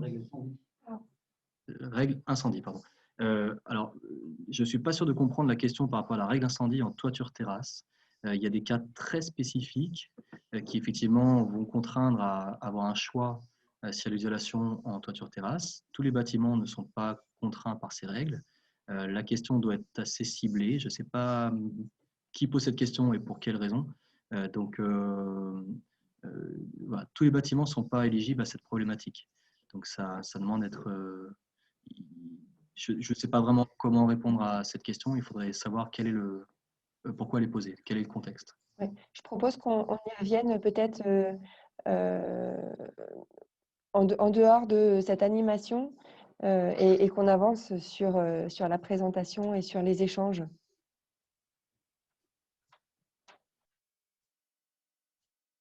Alors, je reviens sur l'accompagnement des copropriétés qui est proposé par l'ALEC.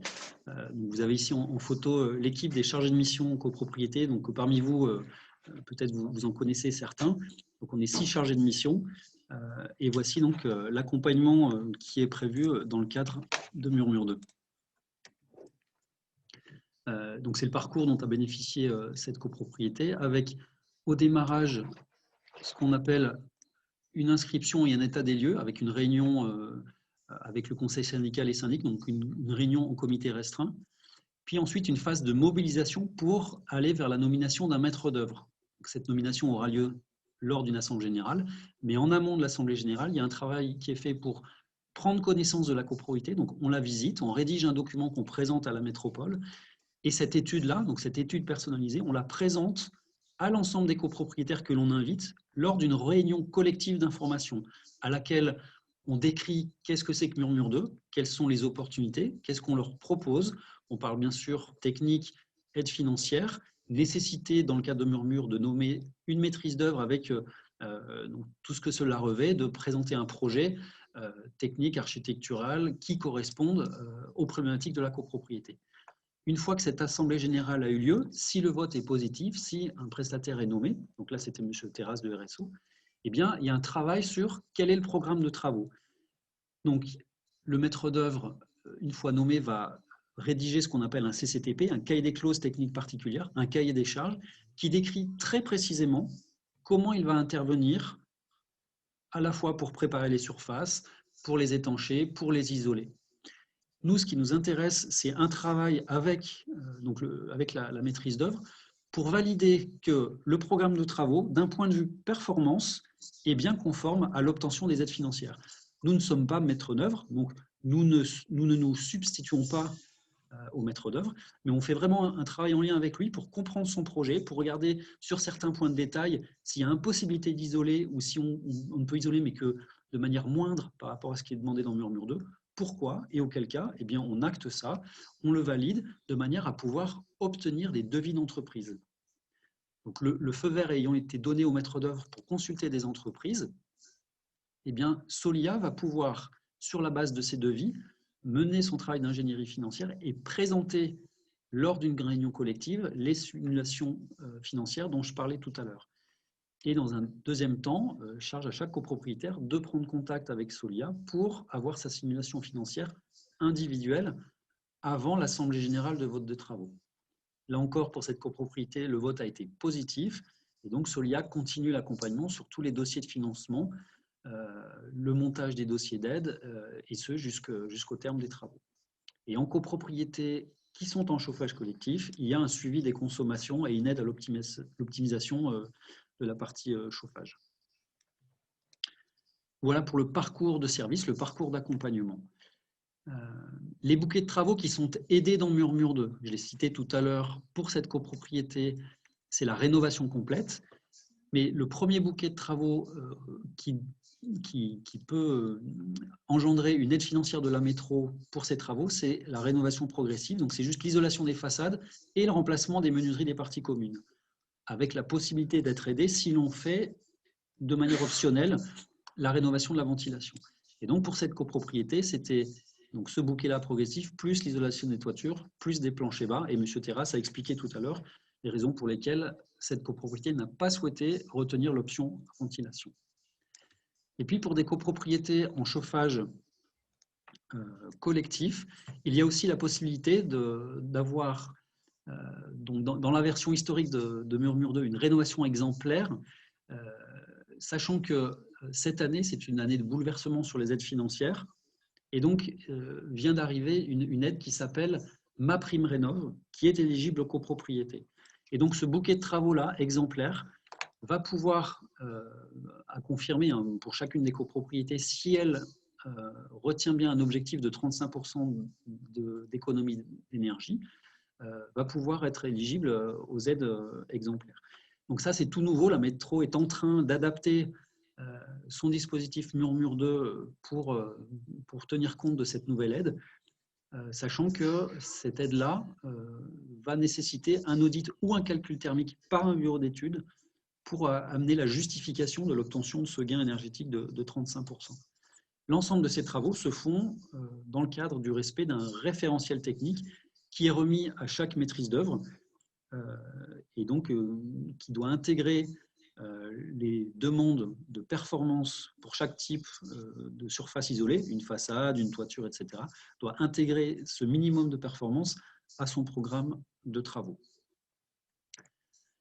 Le dispositif Murmure 2, c'est donc à la fois un accompagnement à la mobilisation sur les aspects techniques, réglementaires, financiers et administratifs. Alors, sur la partie études et conseils sur les aspects énergétiques, c'est l'ALEC qui s'en charge. Et sur les aspects aide financière, donc montage des dossiers financiers, c'est l'organisme Solia. Solia devait être présent ce soir, mais un empêchement n'a pas permis à Madame Chenavas, qui suit cette copropriété, d'être présente ce soir. Mais donc voilà, elle a mené son travail de préparation en complément de ce que l'on a fait à l'ALEC.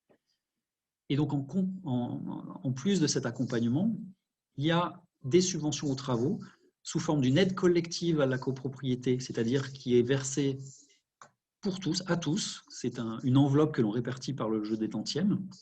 Et ensuite, au cas par cas, des aides individuelles sous conditions, soit sous conditions de ressources pour les propriétaires occupants, également potentiellement pour les propriétaires bailleurs s'ils louent leur logement à des personnes qui ont des revenus modestes.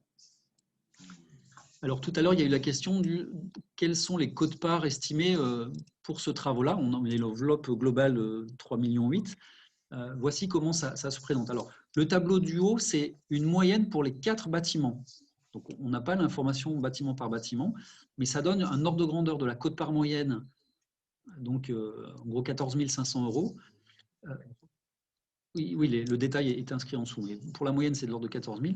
On déduit l'aide collective de 1 500 €. Et ensuite, en fonction de la situation, si on est propriétaire occupant modeste ou propriétaire occupant très modeste, on a l'aide individuelle qui vient réduire la quote-part. On a le total des aides. Donc, pour ceux qui ont des revenus suffisants, il y a l'aide collective de 1 500 €. Par contre, ceux qui ont des petits revenus, de 6 000 à 8 500 € en moyenne d'aide, ce qui ramène les quotes-parts à 13 000 pour ceux qui ont juste l'aide collective, un peu plus de 8 000 ou 6 000 pour ceux qui ont l'aide individuelle. Et vous avez le détail en dessous pour les différents bâtiments. Voilà, pour tenir compte des spécificités, mais là encore par bâtiment, c'est une moyenne. Chaque copropriétaire a eu avant l'Assemblée générale de vote des travaux sa quote-part précise en fonction de son logement. Donc, un T3 par exemple, en fonction de ses millièmes à lui, et a eu également donc, toutes les aides qui correspondaient à sa situation. Si je peux juste me permettre de faire une remarque, c'est que ces prix sont globalement faibles pour une raison, c'est que c'est quand même un dossier qui a été consulté pour 330 logements. Donc il y a vraiment un effet d'échelle qui fait que le coût de travaux a quand même chuté pour tous ces logements. Une copropriété qui se lance dans Murmure où il n'y a que 10 logements, le chantier est quand même beaucoup plus petit et les prix de chaque poste ont tendance à être un peu plus élevés. Excusez-moi cette comparaison, mais c'est un peu comme les pâtes, plus on en achète et plus le prix des pâtes baisse. Ma comparaison est nulle, mais c'est un peu l'idée. Donc là, ça reste des prix qui sont globalement faibles.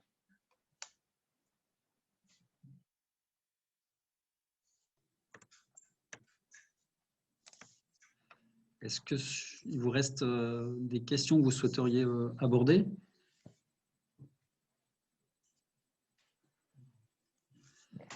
Il n'y a pas d'autres questions dans le fil de discussion, dans le chat. Alors, je tenais à remercier à la fois l'ensemble des participants pour votre attention, pour l'interaction, et puis un grand merci aussi à M. Emprunt et M. Terrasse pour leur disponibilité et leur contribution. Depuis le début du projet, on a pu travailler ensemble dans d'excellentes conditions et c'est très agréable. Je voulais vous dire également que ce diaporama sera mis en ligne sur notre site et puis également l'enregistrement vocal de la visioconférence. Et puis, vous trouverez en annexe, sur la dernière diapositive, des liens vers des ressources qui peuvent vous être utiles. Donc, sur les aspects généraux, sur le côté réglementaire et technique, notamment la partie quelles sont les obligations de travaux en copropriété, est-ce que je dois faire un audit énergétique ou un DPE, en chauffage collectif, comment se passe l'individualisation des frais de chauffage, est-ce que je dois immatriculer ma copropriété par exemple. Et puis, donc ça c'est des pages dédiées de nos rubriques. Donc j'ai remis le lien vers la rubrique comprendre la technique et comprendre la réglementation, dans lesquelles vous avez donc des pages à consulter, mais également des liens vers des fiches, des guides, donc des outils exploitables par les conseils syndicaux notamment. Vous avez la possibilité de vous inscrire, si ce n'est pas déjà fait, à notre newsletter. Donc celle de décembre là, va paraître dans les jours qui suivent, avec du contenu sur la technique, sur la réglementation, sur l'actualité Murmure 2 notamment. Et puis, sur la partie droite de l'écran, vous avez des liens concernant des ressources sur le financement et les aides financières, avec le guide des aides financières 2020 produit par l'ADEME, les fiches de l'espace info énergie de l'Isère sur le crédit d'impôt qui va s'éteindre, mais qui demeure encore un petit peu et qui va être remplacé par MaPrimeRénov'. Et puis voilà, diverses aides également. Et puis en bas, vous avez des informations sur l'éco-prêt à taux zéro, copropriété et individuel. Voici quelques ressources sur lesquelles vous pourrez vous baser. Si vous êtes en copropriété non encore suivi dans Murmure 2, n'hésitez pas à contacter soit l'espace Info Énergie de l'Isère au 14 0010, donc 04 76 14 0010, ou si vous connaissez déjà un chargé de mission en prenant contact avec lui, ou en tout cas, vous pouvez aussi faire remonter l'information à votre syndic. On fait un travail de partenariat avec les syndics pour leur présenter tout notre accompagnement. Donc n'hésitez pas à relayer votre demande si vous avez une dynamique de copropriété que vous souhaitez engager. On est là pour vous aider, mais il faut qu'on ait connaissance de votre volonté, donc qu'on sache voilà, quelle est l'équipe de la copropriété concernée. Voilà, un grand merci à tous et j'espère que vous aurez appris des choses et que ça pourra contribuer à la dynamique dans votre copropriété. Bonne soirée à tous. Merci, bonne soirée à vous. Merci beaucoup, bonne soirée. Bonne soirée.